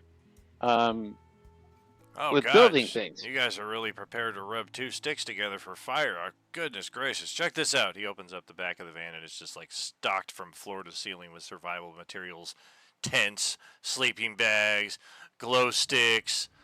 Come on, just fucking get in here and help yourselves.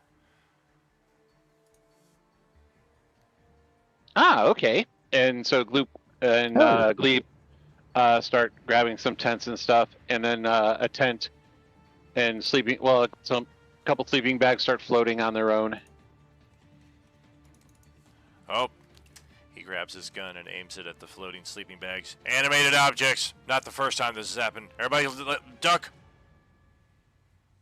Aha becomes visible and goes, and then continues carrying his sleeping bags. Oh, that was a close one. That's right, I forgot you're magic, right? Alright.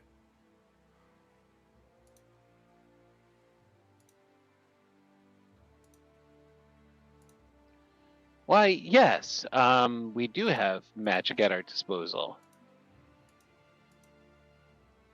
That's pretty handy. Just don't aim it in my direction.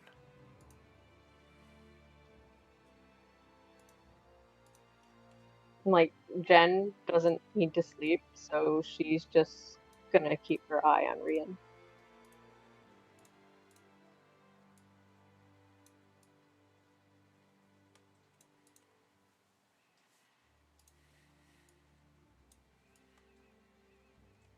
There you go, you set them up like that. We got the truck in the middle on the high ground. Decent little defensive cordon, huh? What do you think?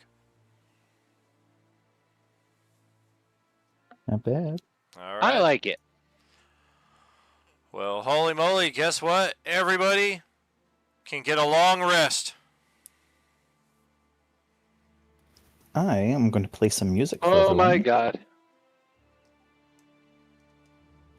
and put everyone to sleep and kill them.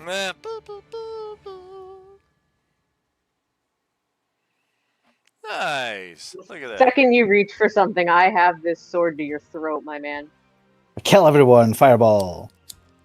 Everyone's dead. No, I'm trying to find it right now. It's part of being a musician. There we go. Everyone gets a heroic inspiration.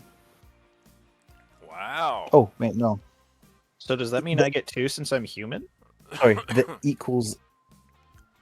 It's equals my proficiency bonus, so I'll give one to Gen, and I'll give one to Draethor.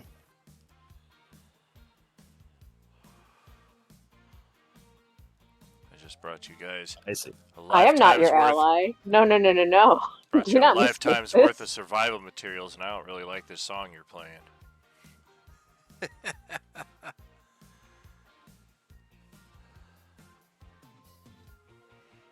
Hi, Poplu. Show everyone Oh images my of god, like... new temp DM in Pablo? Pablo, are you here? Are you here to TGM? What's that, Pablo? We all win the whole coalescence? Holy shit, thanks, dude. Well, he's licking his butt right now, so that's probably what that means. Let's see I here. mean, it's gotta mean something. It might as well mean that. Oh, I don't think I can get the cord far enough. So if Gen's not an There he ally, is. I'll give it to Pablo. Katarina. Hi, Pablo. What is this? Why am I on the live stream? No. Oh, My identity! there he is. Hi, buddy. Who's a good buddy? All right.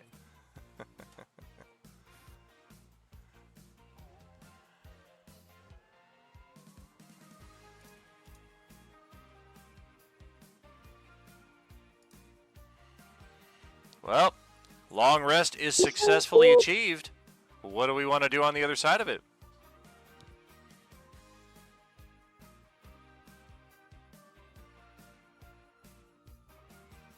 Is search for a way off the island or wherever we are.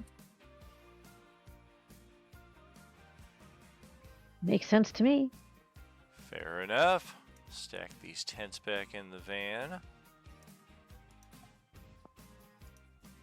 Aha uncharacteristically goes, we should figure out what is on this island trying to kill us at the same time. Somebody's trying to kill you? I missed it? Damn it. No, the fauna, the flora, Oh, any of the sure. things out here trying to kill us. Well, I mean, this country is two separate islands, basically. A bunch of tiny ones, notwithstanding. The only way you're getting off this island is a boat or plane. There's an airport not too far away from here if you guys need a ride to that locale. If all you're trying to do is get out of here. The rest of your survivors seem convinced there's something more sinister, mysterious afoot. And they're collaborating over at the beachfront.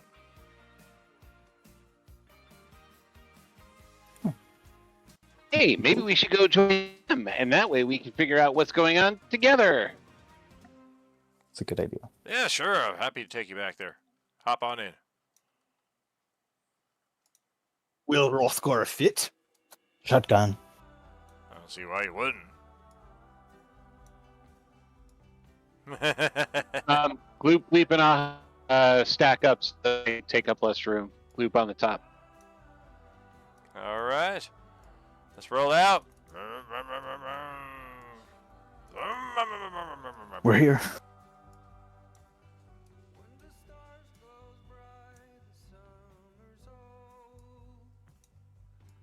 Wait a minute.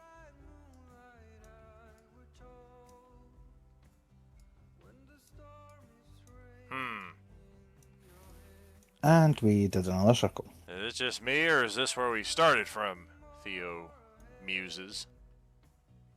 I now threaten Theo. I literally did nothing. The hell's your Frank problem? was driving. Who the hell's Frank? I said my Theo name's, was driving. I said my name's Theo. Mr. Theo. Alright, so which one of those goblins did the magic stuff to send us around in a circle? That's what adds up in my cranium.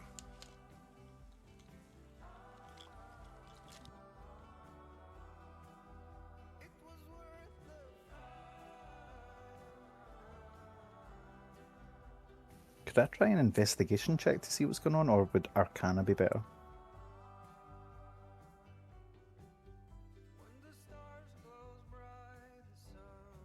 You can roll Wait, that. why am I sideways? Yeah, give it a Armor roll. on my back. I'll go with investigation. 22. Ooh.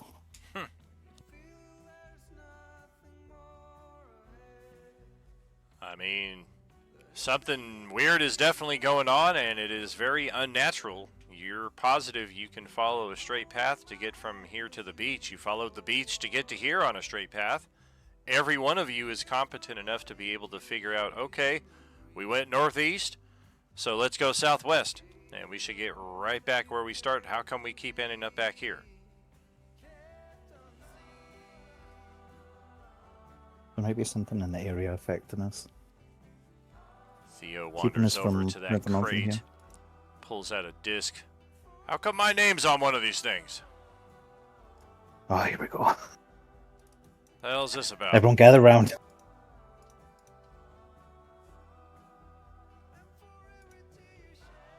Seriously, why you guys have a disc with my name on it? We don't know. It was There just in happened to the have been a cover. disc with all of our names on it. Oh, well that's much worse.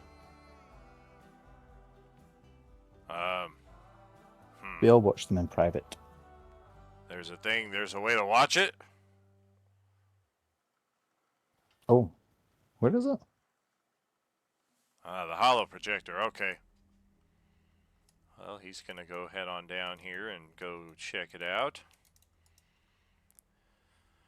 Yeah. FBI warning, severe criminal repercussions if you try to redistribute this. $250,000 fine, 7 years in prison, may not be broadcast on a fucking oil rig. Iconic. Fucking iconic. You wouldn't steal a car.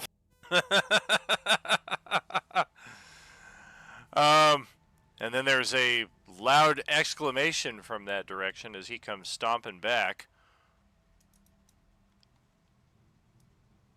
Did one of you watch this already?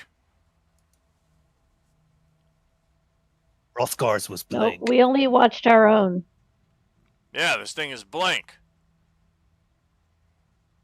Is this some kind of joke? I mean, I'm inciting that. I'll incite that. Yeah, go ahead.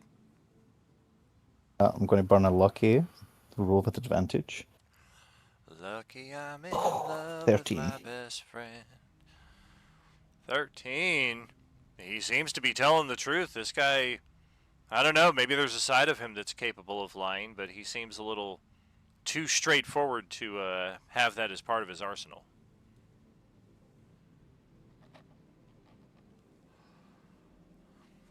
Kind of places a hand gently on one of the sidearms at his belt as he gives your group a bit of a raised eyebrow.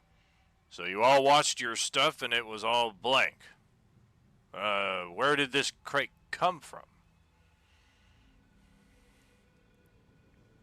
Who said it was all blank? I'm just postulating.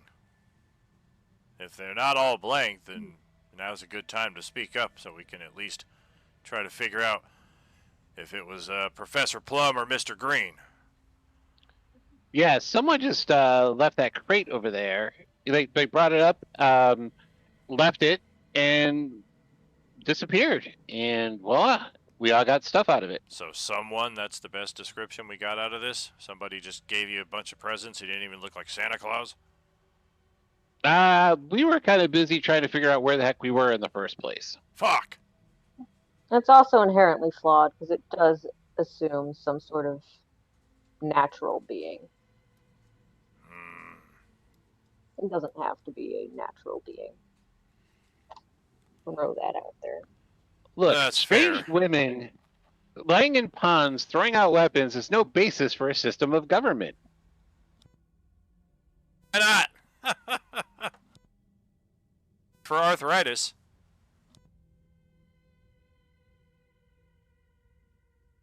Sorry, that's King Arthritis. Does Theo still have a hand on his sidearm? He does, but a little less aggressively.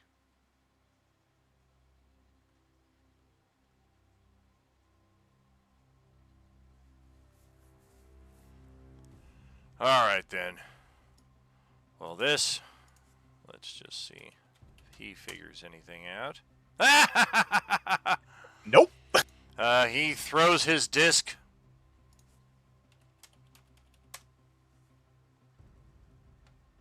Mm-hmm. Goes all the way around, hits him in the back of the head. Yeah, he throws it like way down to here.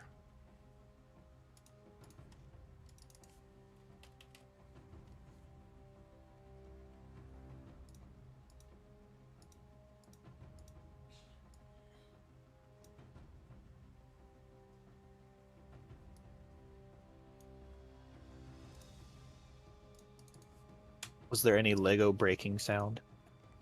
There was not. Although the sound of Sonic being killed and thousands of rings springing out everywhere did occur. Are we beating Truman Showed? Ding ding ding ding ding ding ding ding ding. Well, let's Can get we some try inside checks from the group here and see if we can put our heads together on something instead of trying to suss it out ourselves. for another lucky for advantage?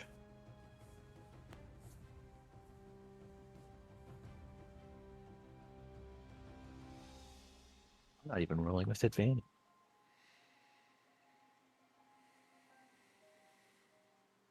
$21. Boy, I suck. Oh gosh.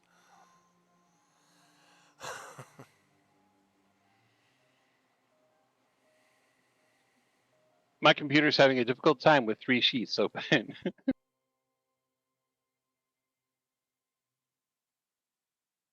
Should have seen how many I had open for Endgame. Whew. What were we rolling? Right, but I'm on a very cheap Christmas laptop. Sure. Insight is what we are rolling.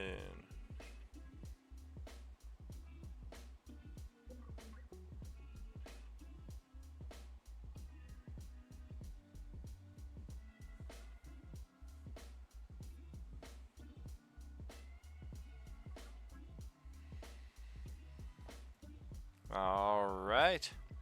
Yeah, I should have Well, stayed out of there.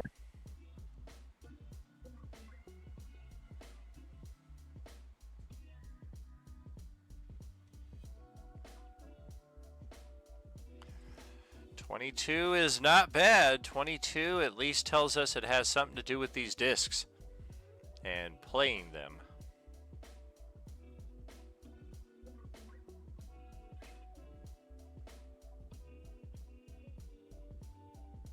Sorry, don't. I'm hitting the wrong thing. My bad. All good. He blinked! Try to get my Drake Companions page set up. Again, just slashes it. All good.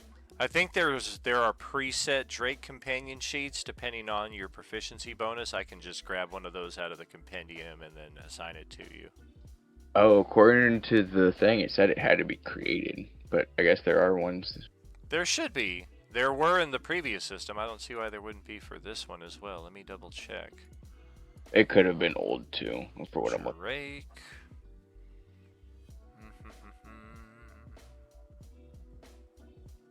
Man, there's a lot of Drakes. Love the Drake. Hate the Drake. There it is, Drake Companion. Yep. Oh yeah, that's because it's from Fizban's Treasury of Dragons. That's actually one of the 14 books that's compatible with the 24 system, so it's the same exact thing. Okay. Let me drag one sorry out about here. Oh, you're good. Leap's finding everything. Do that. That. There. Okay, you should have control over the little guy here. And then when your proficiency bonus goes up, I'll get you a new character sheet because the overall power of this thing goes up too.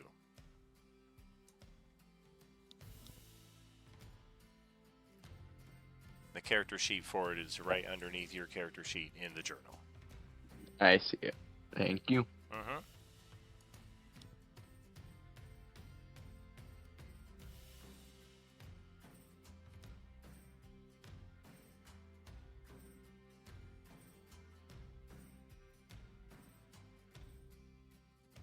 Insight check of natural 20. Well,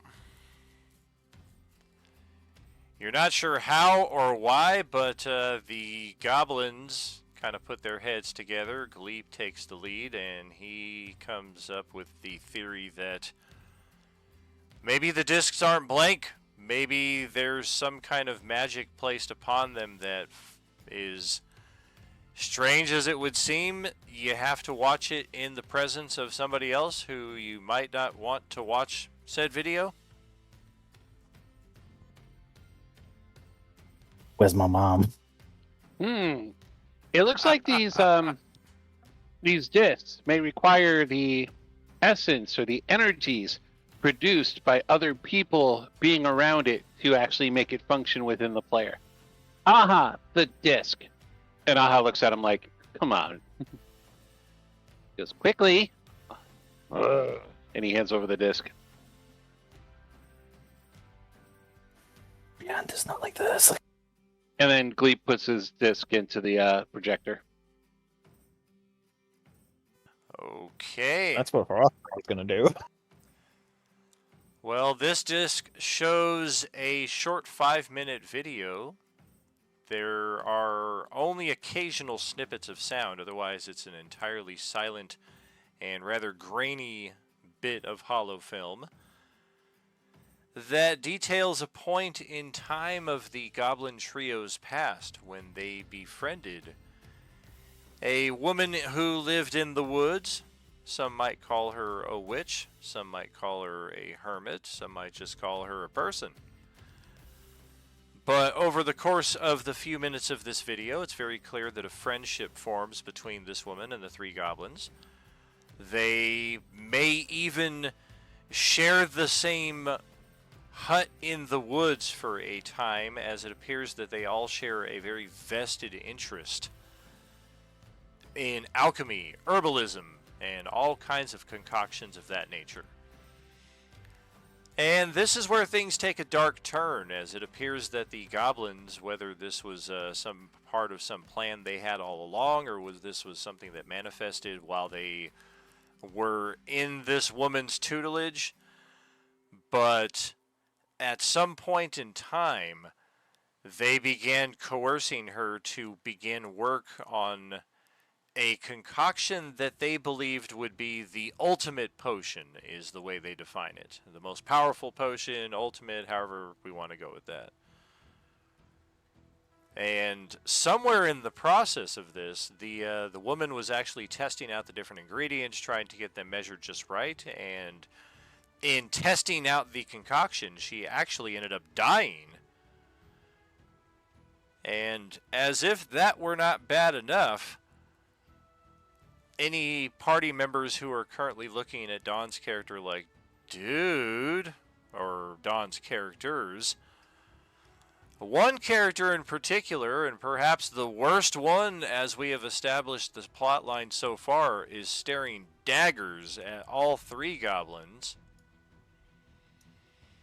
as our friend Janishara over here recognizes throughout the entirety of the film this woman that the three goblins have befriended. In fact, during a previous point in Janishara's life, if not for the healing treatments and salves and concoctions that this very woman provided, you would not have survived that period in your life that we know very, very much about.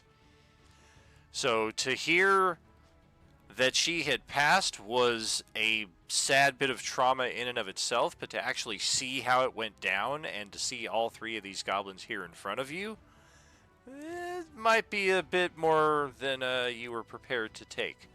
I am actually out of H2O here, so give me just a second while I grab a new bottle, and then we will pick this up in about 2 minutes.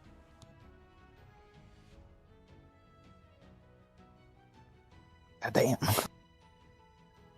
Well, Rian, it looks like you're off the hook, my man. And I run away. Off to take more pictures of penguins.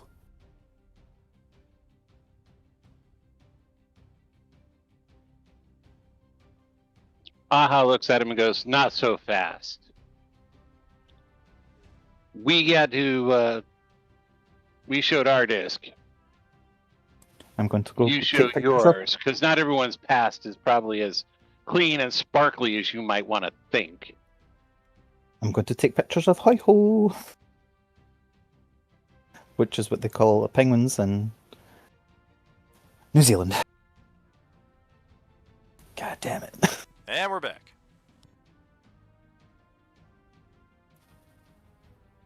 Rianne briefly ran away. Sorry, Rufus ran away.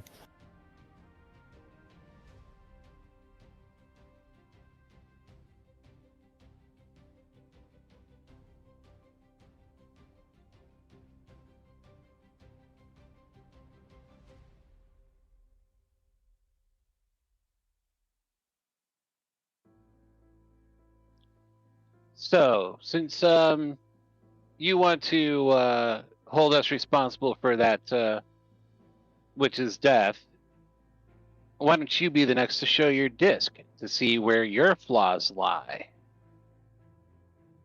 Says Aha.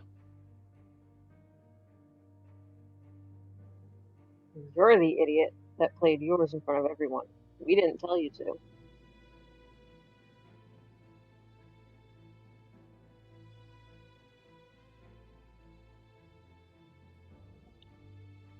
It's like, well, if you want what's on your disc, you're gonna play it in front of everybody. Only way these discs will work. You assume you're- it's everybody. It could just be one other person. You don't know. You didn't even try. You just assumed everybody and then aired your stupid ass baggage to everyone. I wouldn't want to kill you if you just tried it with one person. But now I want to fucking kill you.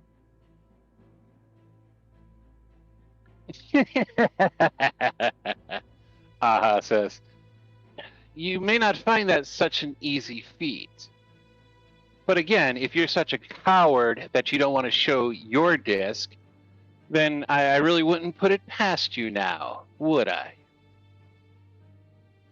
You have a habit of calling people cowards and wanting to stab people, and yet you don't have the bravery, the gall to want to show what's on your disc. I'm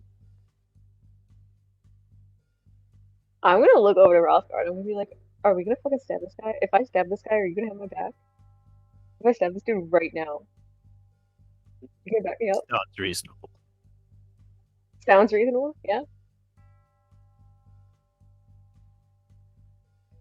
Gloop's like, Sounds I'm not gonna let anyone hurt my friends. Who says that? Gloop. I'm just gonna start walking over there, dude. Like, I'm just gonna start walking over there. And I'm just gonna take 30 seconds to decide what I am going to do. And in that 30 seconds, I need Daniel to text me in Discord what he wants me to do with this, because I can take this like in 8 different directions. And he needs to tell me which directions I'm allowed to take this. North and west.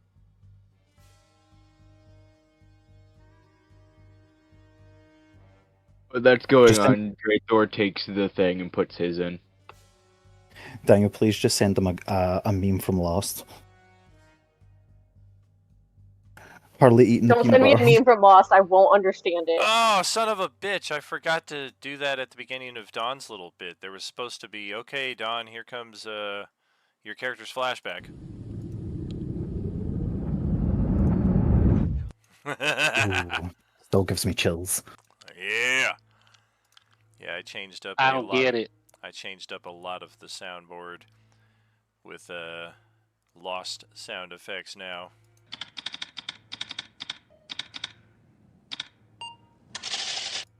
That's older than Jesus Christ.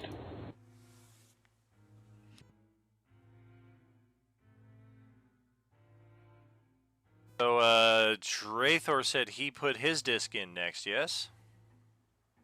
Yes. Oh, boy. Okay, let me check your notes here.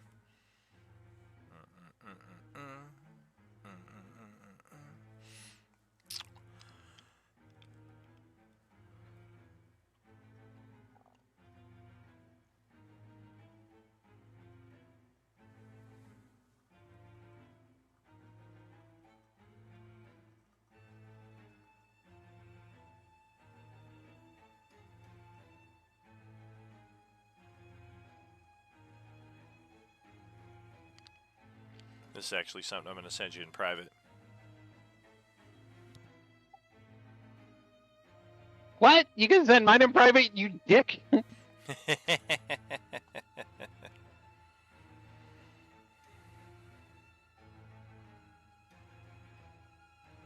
Someone's gonna pop on.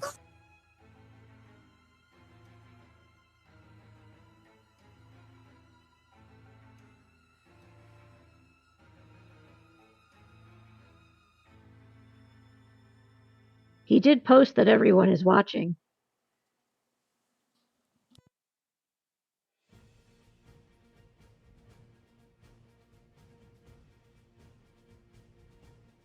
All right.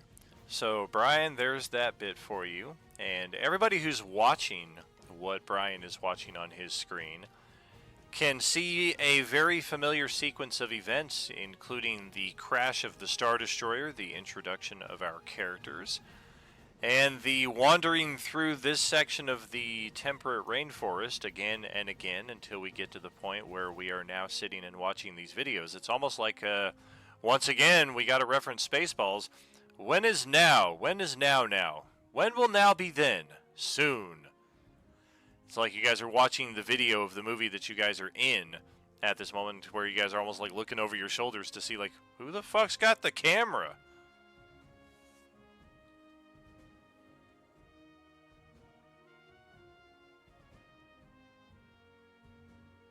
The more important question is, does anybody have raspberry jam? Loon Store. Only one person would dare give me the raspberry. And no sooner does Brian's or Drathor's video come to a conclusion before you all can hear in the jungle, very nearby your position. Oh fuck!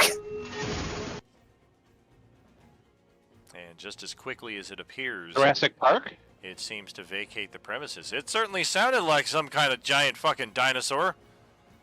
Play the discs. Play the discs. Something's happening, but whatever it was, wherever it is, it seems to have gone away just as quickly as it appeared. Jen's gonna snatch the projector player thing from Drathor and play her disc. Before we play that, should we go grab Theo's in case we forget about it?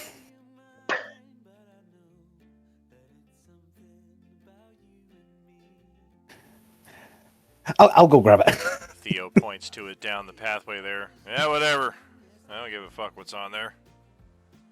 Run down, grab it, come back. All the skeletons in my closet are skeletons that I like to bring out to dance on a regular ass basis.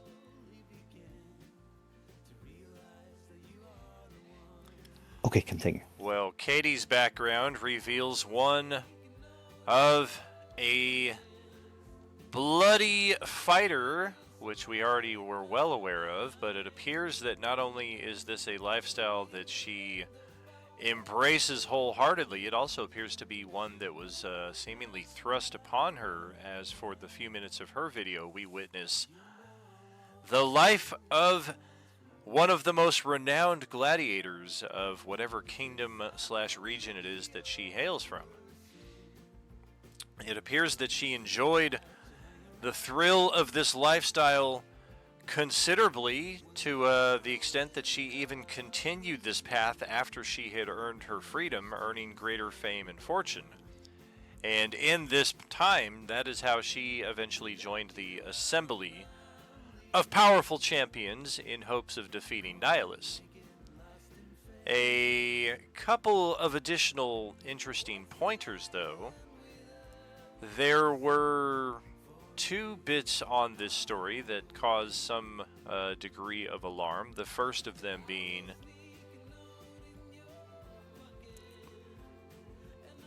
there is another gladiator who seems to be aware of some great secret that Jenashara holds, and he appears to be trying to leverage this information to get something out of her.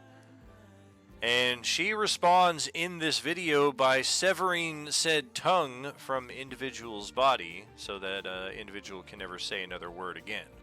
Maybe he writes his story down at a later point, but that would kind of bypass the lesson that was intended to be taught. Do I have to take off your fucking hands too? All right, asshole.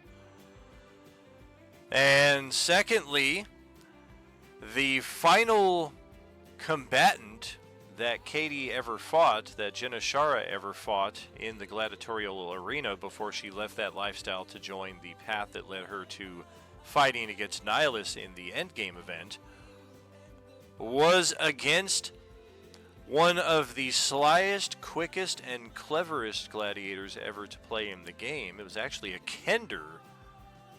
And this Kender, as we find out, happens to be Katarina's brother. Unfortunately, this Kender is no longer counted among the living because, as we know in gladiator fights, 2 enter, 1 leave.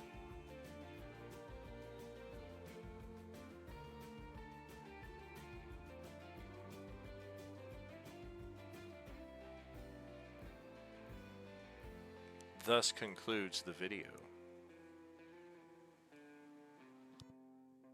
There, happy?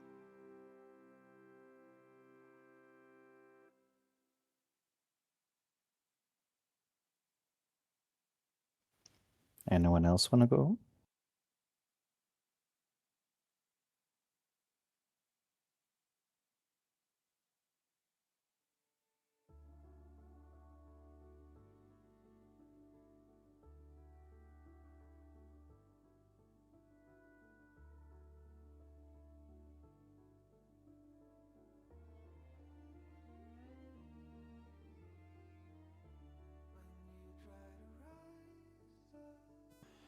Katarina shows hers as well, which is the shortest of all the videos and perhaps the most intriguing, as it reveals an unexpected connection between herself and Draethor.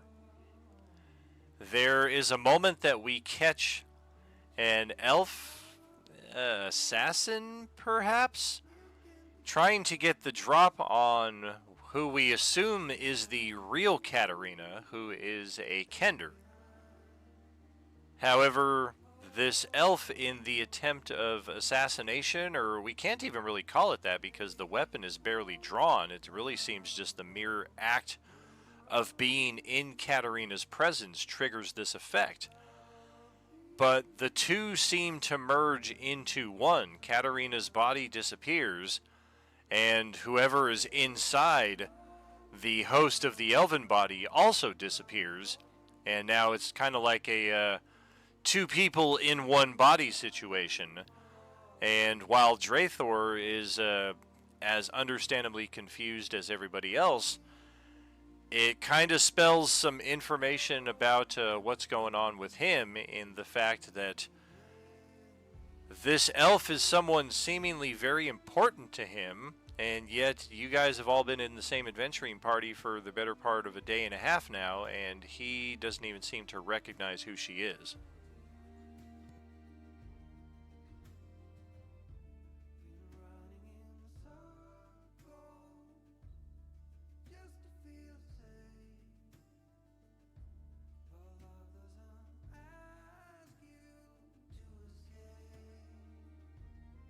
I put in Theo's. That's strange. Why do we always remember Katarina as an elf then? Must have happened a long time ago. That's all I've ever been, is an elf. Let's see. Theo's video is likewise a very short one. It appears to be self-filmed and very similar, reminiscent to the style of Cops, as he is driving around doing his anti-hero stuff here in New Zealand, Looks like it's one of his early gigs, and he has captured a... Oh yeah, looks like 3 guys who've busted into some kind of... Yeah, what the hell is that place? It's got some strange writing and some strange engravings on the side of it. It appears to be a place where a lot of experiments might be done. It's very white in its design. It's also very sterile, is the impression that you get. Almost kind of like a hospital, but not seemingly to be designed to serve people so much as to perhaps study things. And whoever these 3 guys are, they are in the process of trying to rob this place of something valuable before Theo breaks in, captures them, rounds them up, and is the reason why our 3 goblins have spent the better part of a year in prison, from which they had to escape before they began their quest on the Nihilus endgame path. You guys knew he frickin' looked familiar.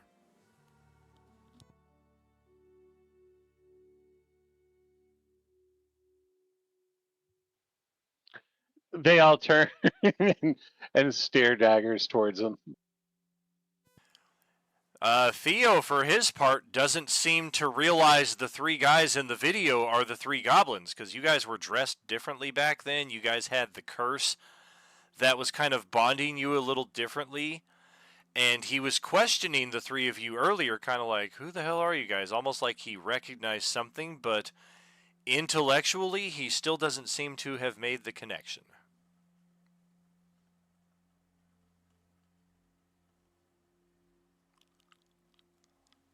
So who's left to show their evidence? Says Aha. Hrothgar. Rufus puts his in first.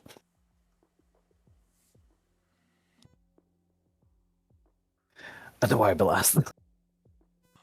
The disc is incomplete. It does not play on this player. Looks like we've had some kind of disc rot issue.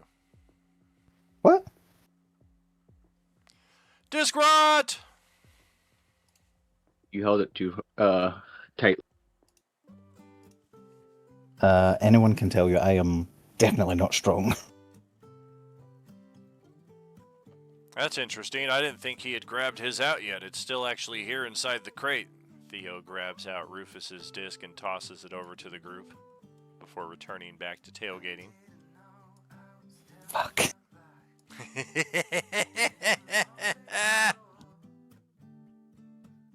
I put it in.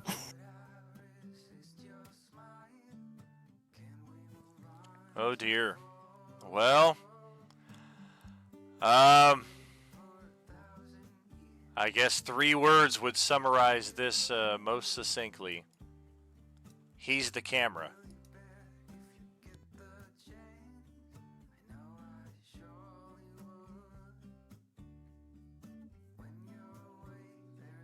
Okay, now we're all looking at Rufus.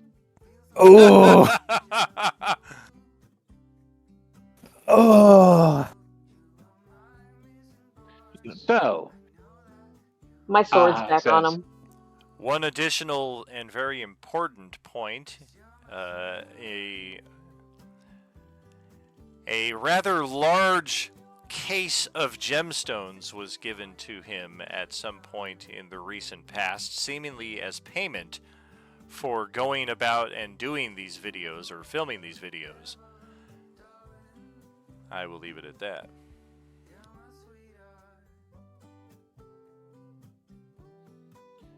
So, what game is being played where you're taking a group of people who have instant animosity towards each other to try to put them together and make them survive on this tract of land?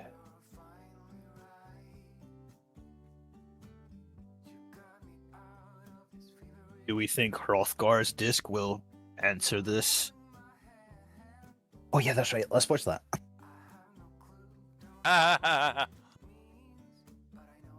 You are still suspect. Let's see the amazing footage that I captured. Really leaning into the fact, like, damn, I'm good at my job. Or my apparent job, I should say. Hrothgar's video presents two very interesting facts. One, that the noted bounty hunter known as Hrothgar Skullsplitter is in fact a very different person than the one we've come to know over the past day and a half. You don't see the exact sequence of events that led to this, but for whatever reason, the guy who is in your party right now actually assumed the identity of this renowned bounty hunter after said bounty hunter's demise. Whether he killed that bounty hunter, whether the bounty hunter just happened to die and he knew about it and took over the identity like people tried to do when Boba Fett was presumed dead, it's a matter of speculation. The main point is that this guy is not who he presents himself to be. Secondly, there is a very important tie between Hrothgar and Draethor. At some point in the distant past, you kind of get the impression, and you don't really know why, because the filming techniques are different, the film itself is different, but you get the impression that these events take place around the same time, that Hrothgar, for whatever reason, actually had a bounty on Draethor and successfully captured him, beat him down, dragged him back to his ship, threw him in the carbon freeze, took him back to get paid. And Hrothgar is kind of, well, actually, this is a inner monologue now. Let me send this to DJ in private.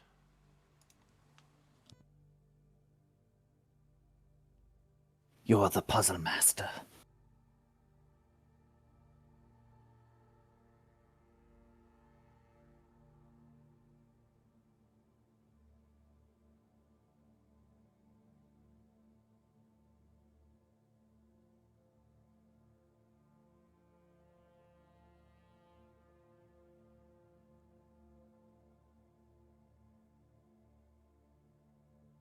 All right, there we go. Oh.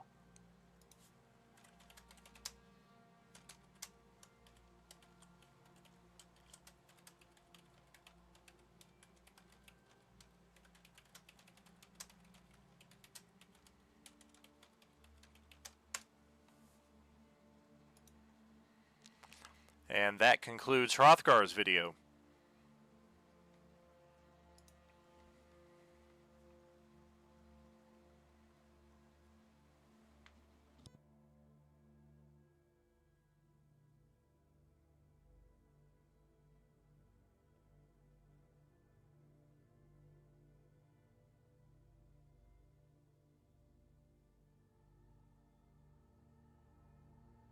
I'm not saying shit.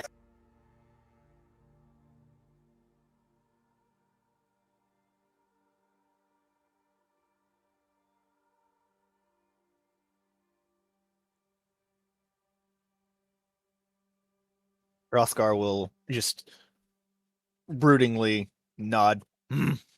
That is what happened. I'd nearly forgotten.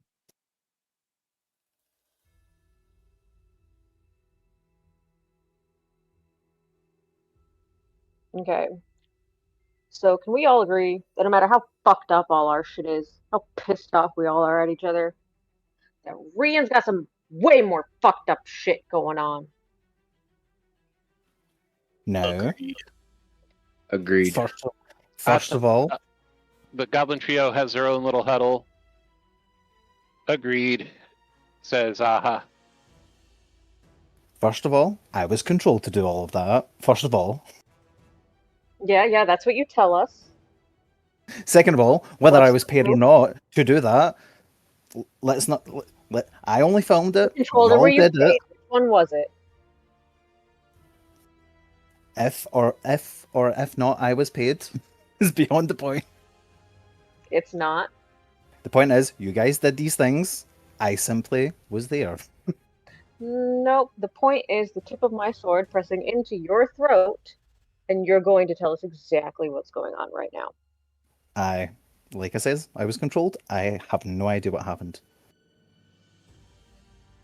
Do Well, how do you well, believe him? I, well, I very much have the skills to roll this footage. I do not have the memories of doing it.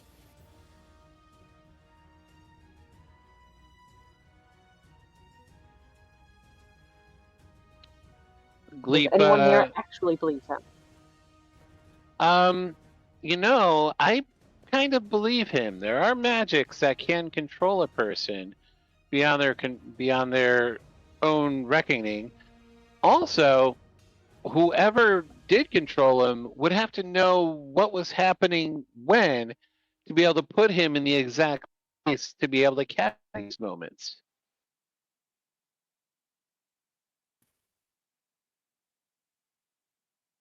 I believe it was the spell Geas.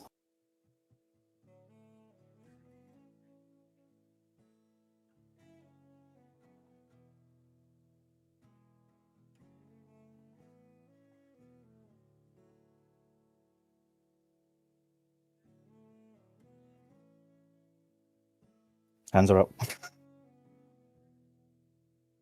Out of character. How does thieves can't displayed as? I always kind of did thieves can't almost like a sign language. In the actual language options, sign language is one of the options, and then there's thieves can't. I It's actually read an probably. article Go on ahead. Thieves Can't, and a lot of it is just dropping mutual names into a conversation, or it's like, hey, I ran into Nick the other day, and Nick being a pseudonym for stealing. So you're just telling one of your companions that you were stealing something the other day. Yep, and that just clarifies what I just looked up. It says a secret mix of dialect, jargon, and code used by criminals, rogues, and outcasts. Like Secret when you walk onto a agents. Scottish site.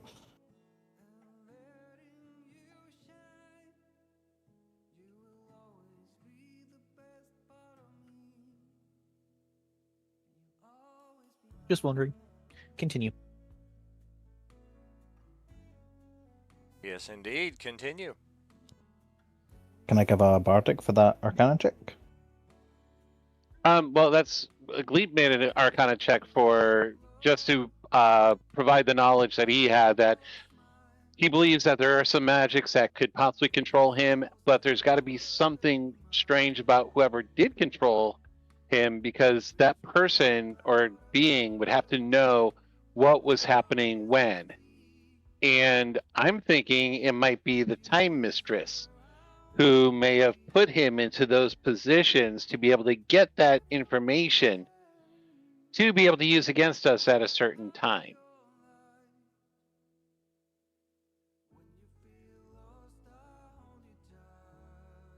Exactly. And of course, if anybody would have the power to do it, it would be a time goddess.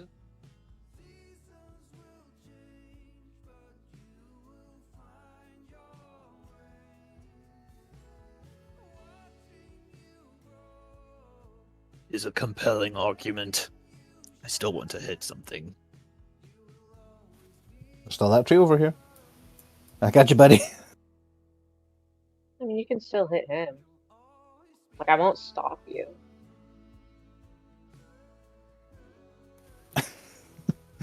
I beat my drum. No, I kind of believe that the ability to hit things will be coming anytime soon. I mean, I'm sure this island isn't just empty of everything. I'm sure there's some sort of monster or creature around that's going to be a challenge for us. I think you underestimate the desire of some folks to hit things. For some of us, it's like an unending well.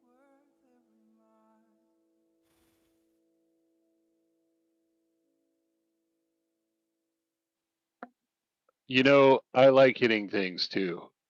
I really do.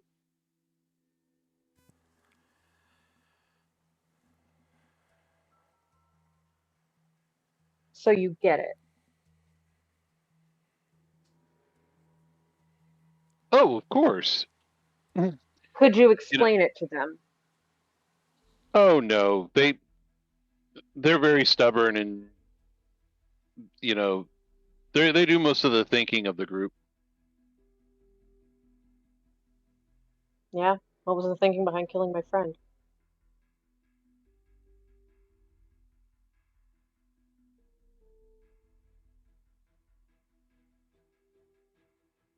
So,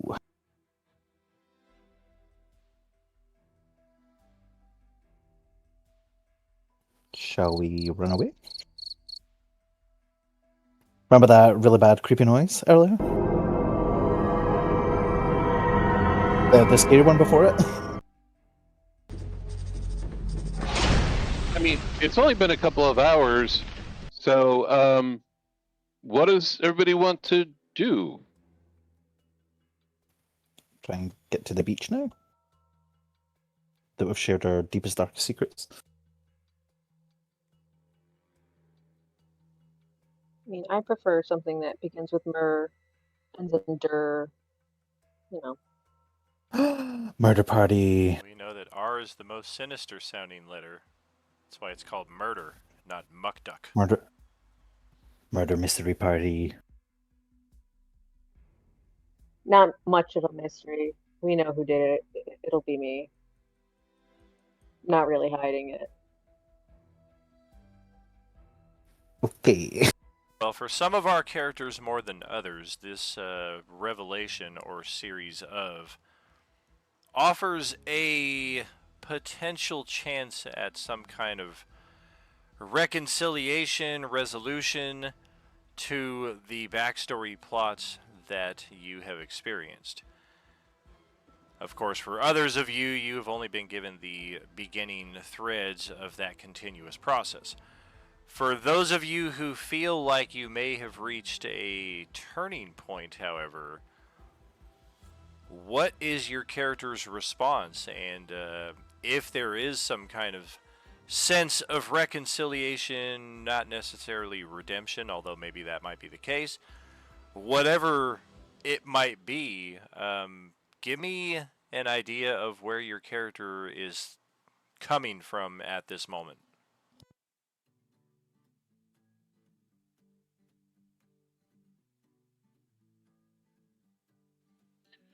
Well, the goblins, mostly like Gleep wants to. It's not really apologize for what he did, but what they did because they did it because of what they are. He's really not sorry for it.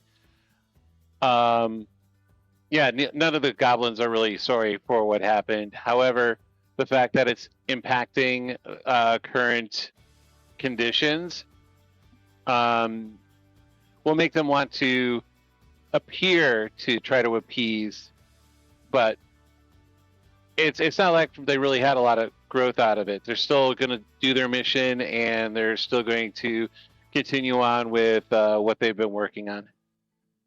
Very well.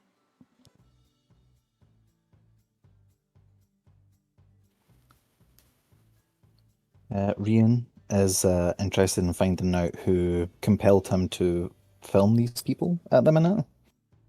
It's kind of the main pull that they're following. Especially since it was dropped in the middle of an island.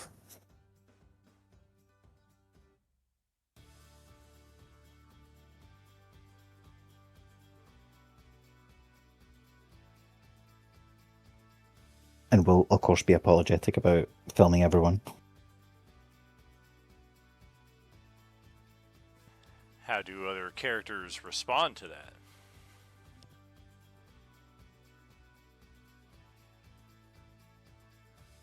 Again, on the outside, the goblins are going to be like, it's all right, it's okay. But on the inside, they're like, all right. Gleep is 100% thinking the Time Mistress is involved in this. And so it's like, good luck, buddy, trying to get vengeance on that person.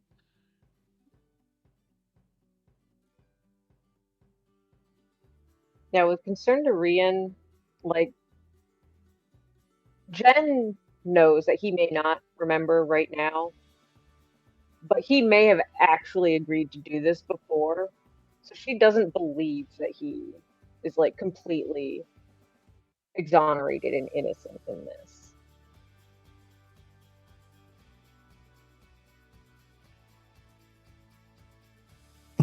Anytime,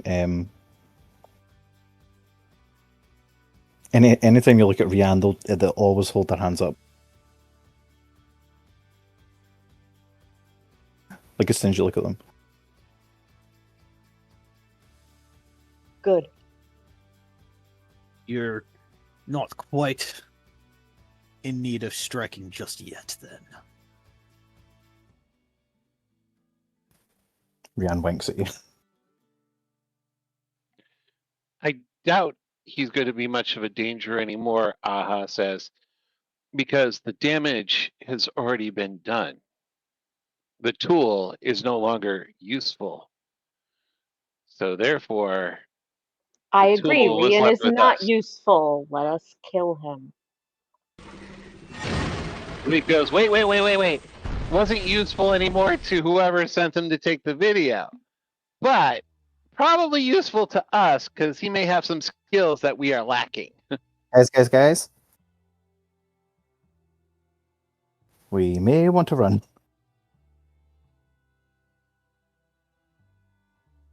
So yeah, in Okay. mid-conversation, we have a foe that has presented itself. We've seen this thing numerous times over many campaigns, and it is now present here on the island of New Zealand. And as it appears behind Theo, who's munching down on some K rations, he just kind of takes a swallow and looks over his shoulder as he is affected by the execution of all things.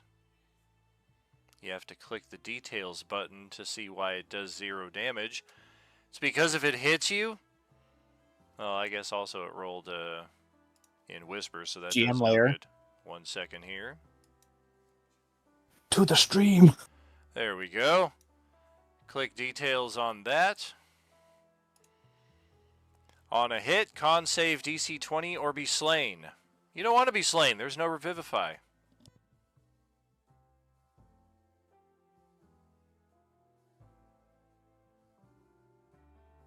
Is a 3 from Good Theo Vane, and he is now slain, bringing our Hyrie monster to the forefront against a group of combat-eager opponents. Let's have each of you roll an initiative and see where we land on this.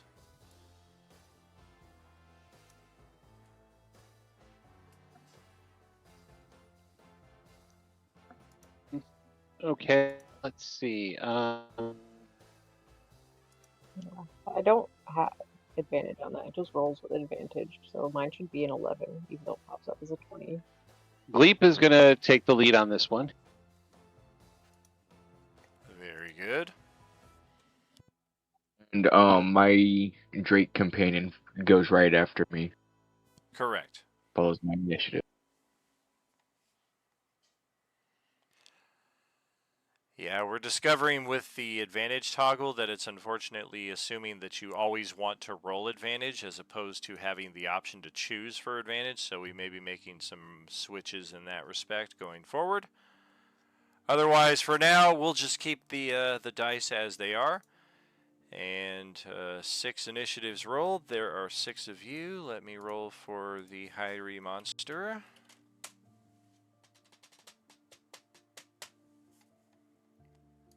Alright, that is 17.18.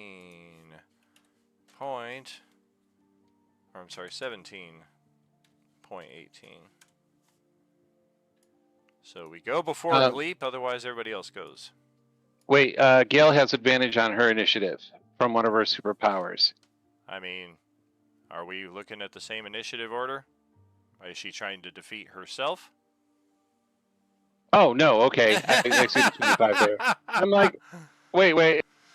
I'm like, she's 4 points higher than the next person. What is she trying to do? She wants a surprise I round. didn't even look at the initiative block. All I did is I looked at the on the side, going, okay, Nice. 10 and 25. I'm like, Nice. wait, she has initiative somewhere. I want a 30. Yeah, you never know. Somebody else might show up in the turn order. Who knows? But Gale does have the top spot in the turn order. What do you want to do with it? Like a top spot.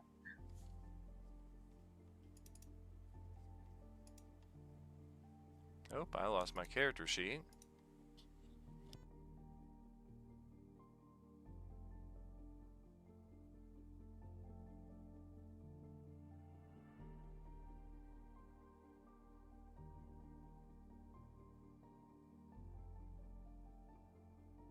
Okay, so I guess I'm going to use my bow first.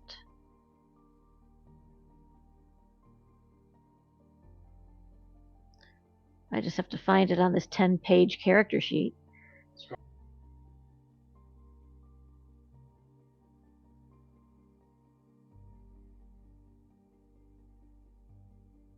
Which is also responding very slowly.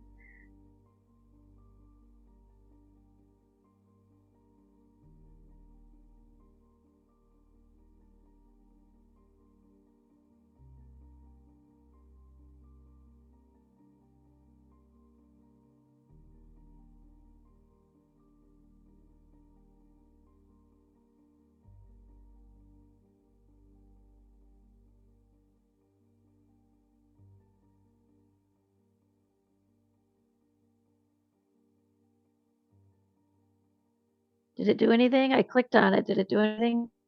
So far, nothing, but we do need a charisma saving throw just to draw a beat on this. This is unlike any foe you've ever seen before. It's not like the normal run-of-the-mill enemy that you draw a beat on with the longbow. As soon as you try to draw a target on it, there's almost like a shaking that goes through your arms of like, I might not want to do this.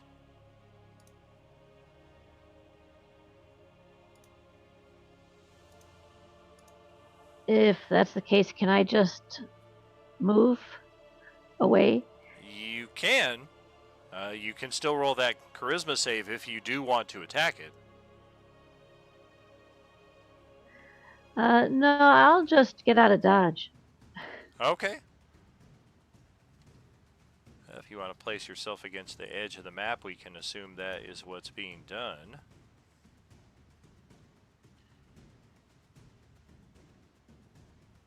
Okay, my movement speed is 180. Yeah, so you're like 30 feet away from the edge of the map. So I would say just place yourself right there and you'll be good.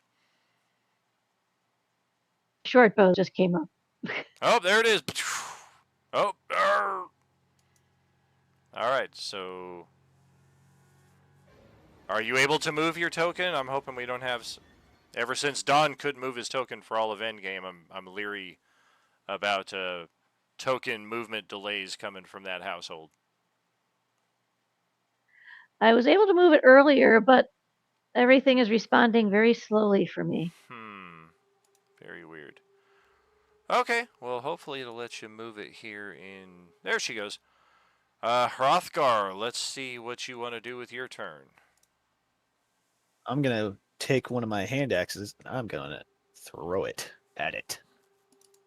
But I need to do a save. That is correct. I do have advantage on all saving throws because of 2 powers, both mental and physical. That's good. And I did not make this. Still not good enough. Yeah, this thing's got you shaking in your boots.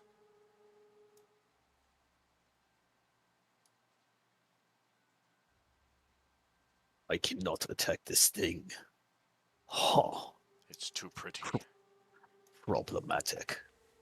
Then let's see. I'm going to straight up.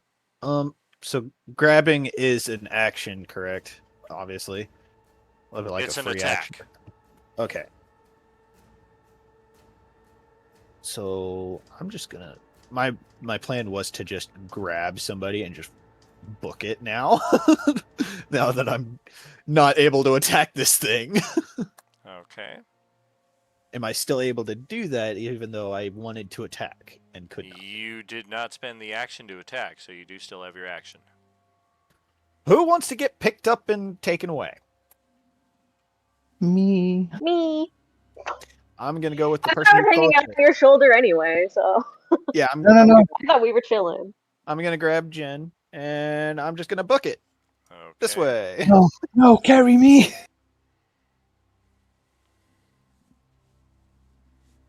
No, I've been carried on your shoulder for like this whole time, dude. Just We've been chilling. This has been my friend. as I'm running, I'm just gonna grab you and put you on my shoulder and book it. Paul, it is your turn next after that. I grab Hrothgar. Let's grab his ankle. About to Start say, is rolling. that a strength check that I have to make if he's grabbing a hold of me? So I need to take him. Rian does not run with cowards. Just run after ease.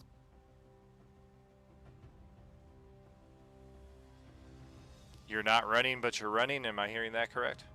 No, sorry, I'm running. I wasn't jumping on Hrothgar or anything, but I'm running away, like in their direction. Okay. How about Katie? Oh, I'm on Hrothgar's shoulder and I'm like maniacally laughing. This is like the best time I've had in a day and a half. This is fucking Alright. awesome.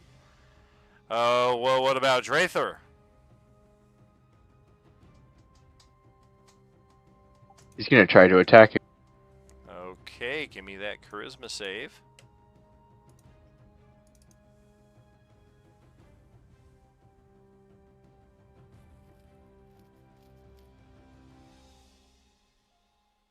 You said charisma save, right? Mm-hmm. Correct. Oh, so close. By one. Charisma check. Yeah, that was a charisma check. Do you have a bonus to your saving throw, or would it be the same result? It would probably be the same because I got +0 on both. Gotcha. So yeah, misclick, but same result. Yeah, you need a natural 20 to make that saving throw against this thing, unfortunately. So just like the few people who did try to attack it before you, you're just like, nope, not a good idea. Hey, I still got another chance here. Because it does take my bonus action to have it do an attack.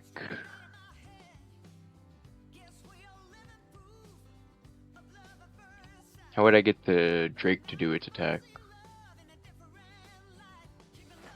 The character sheet should have all of its attack options on it. I got it then. It would also need to roll a charisma check to even try to approach this thing. Likely does not have saving throws, so I would just click the charisma button. Yeah, that's an 8. Likewise, not even coming close to this thing.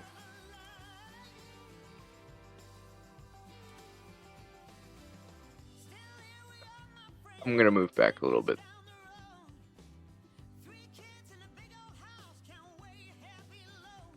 Okay. Are you running off the map with the other party members, or are you staying here? I'll be running off the map with my other party members. Okay. My pet following along. Got it. Well, Don, look at that. You get to go after the Hyrie monster. Oh no. And it's going to approach Please kill him for me. and leave us Don't with make a nice me have to do cliffhanger. it.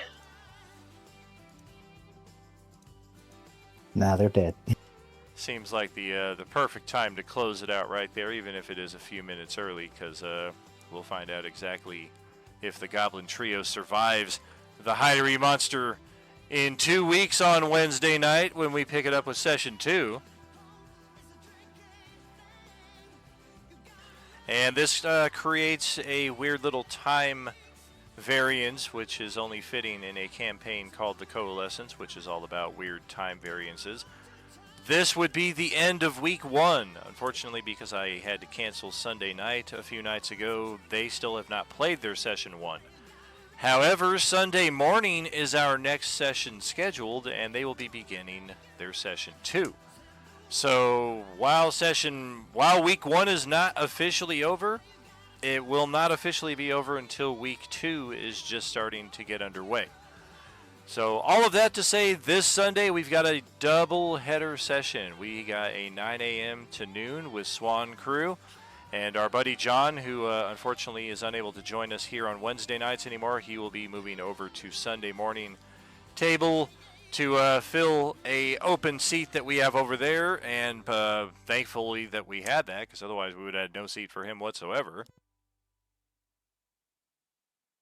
Is Justin not playing on Wednesdays anymore? He cannot play Wednesdays anymore. Justin went and got himself a girlfriend. She could play too.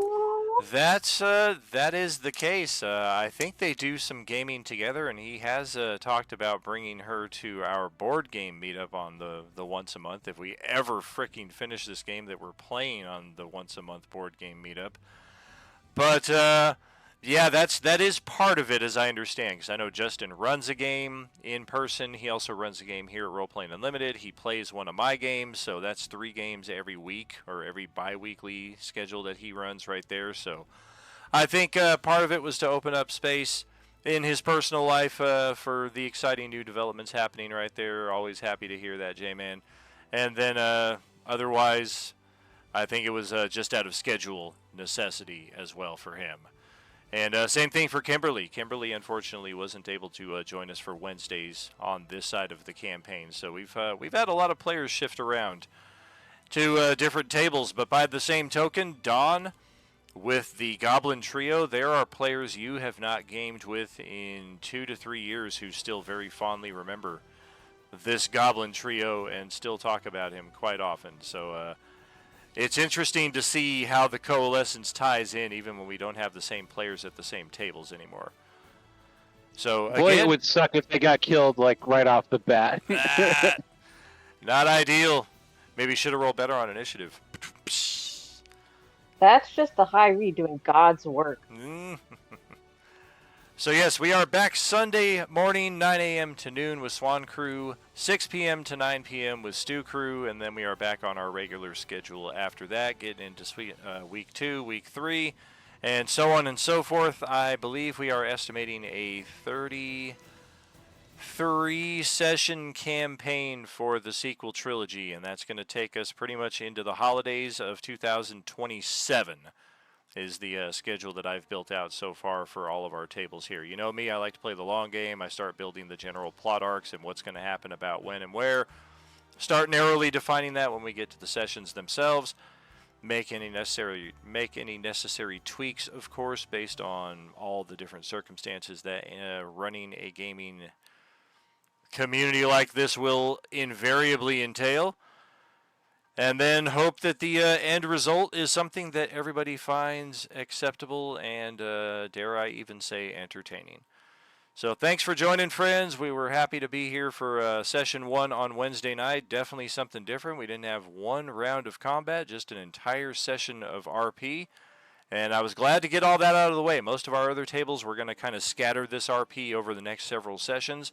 But Wednesday, you drew the focused RP session here, so we got all of that, or most of it, knocked out anyway. So that next session and sessions beyond, we will see perhaps a bit more combat. We say it a lot, friends. We say it because it's true. There is no Are You without you. Have a good night. Night all. Toodles. Next Later. session.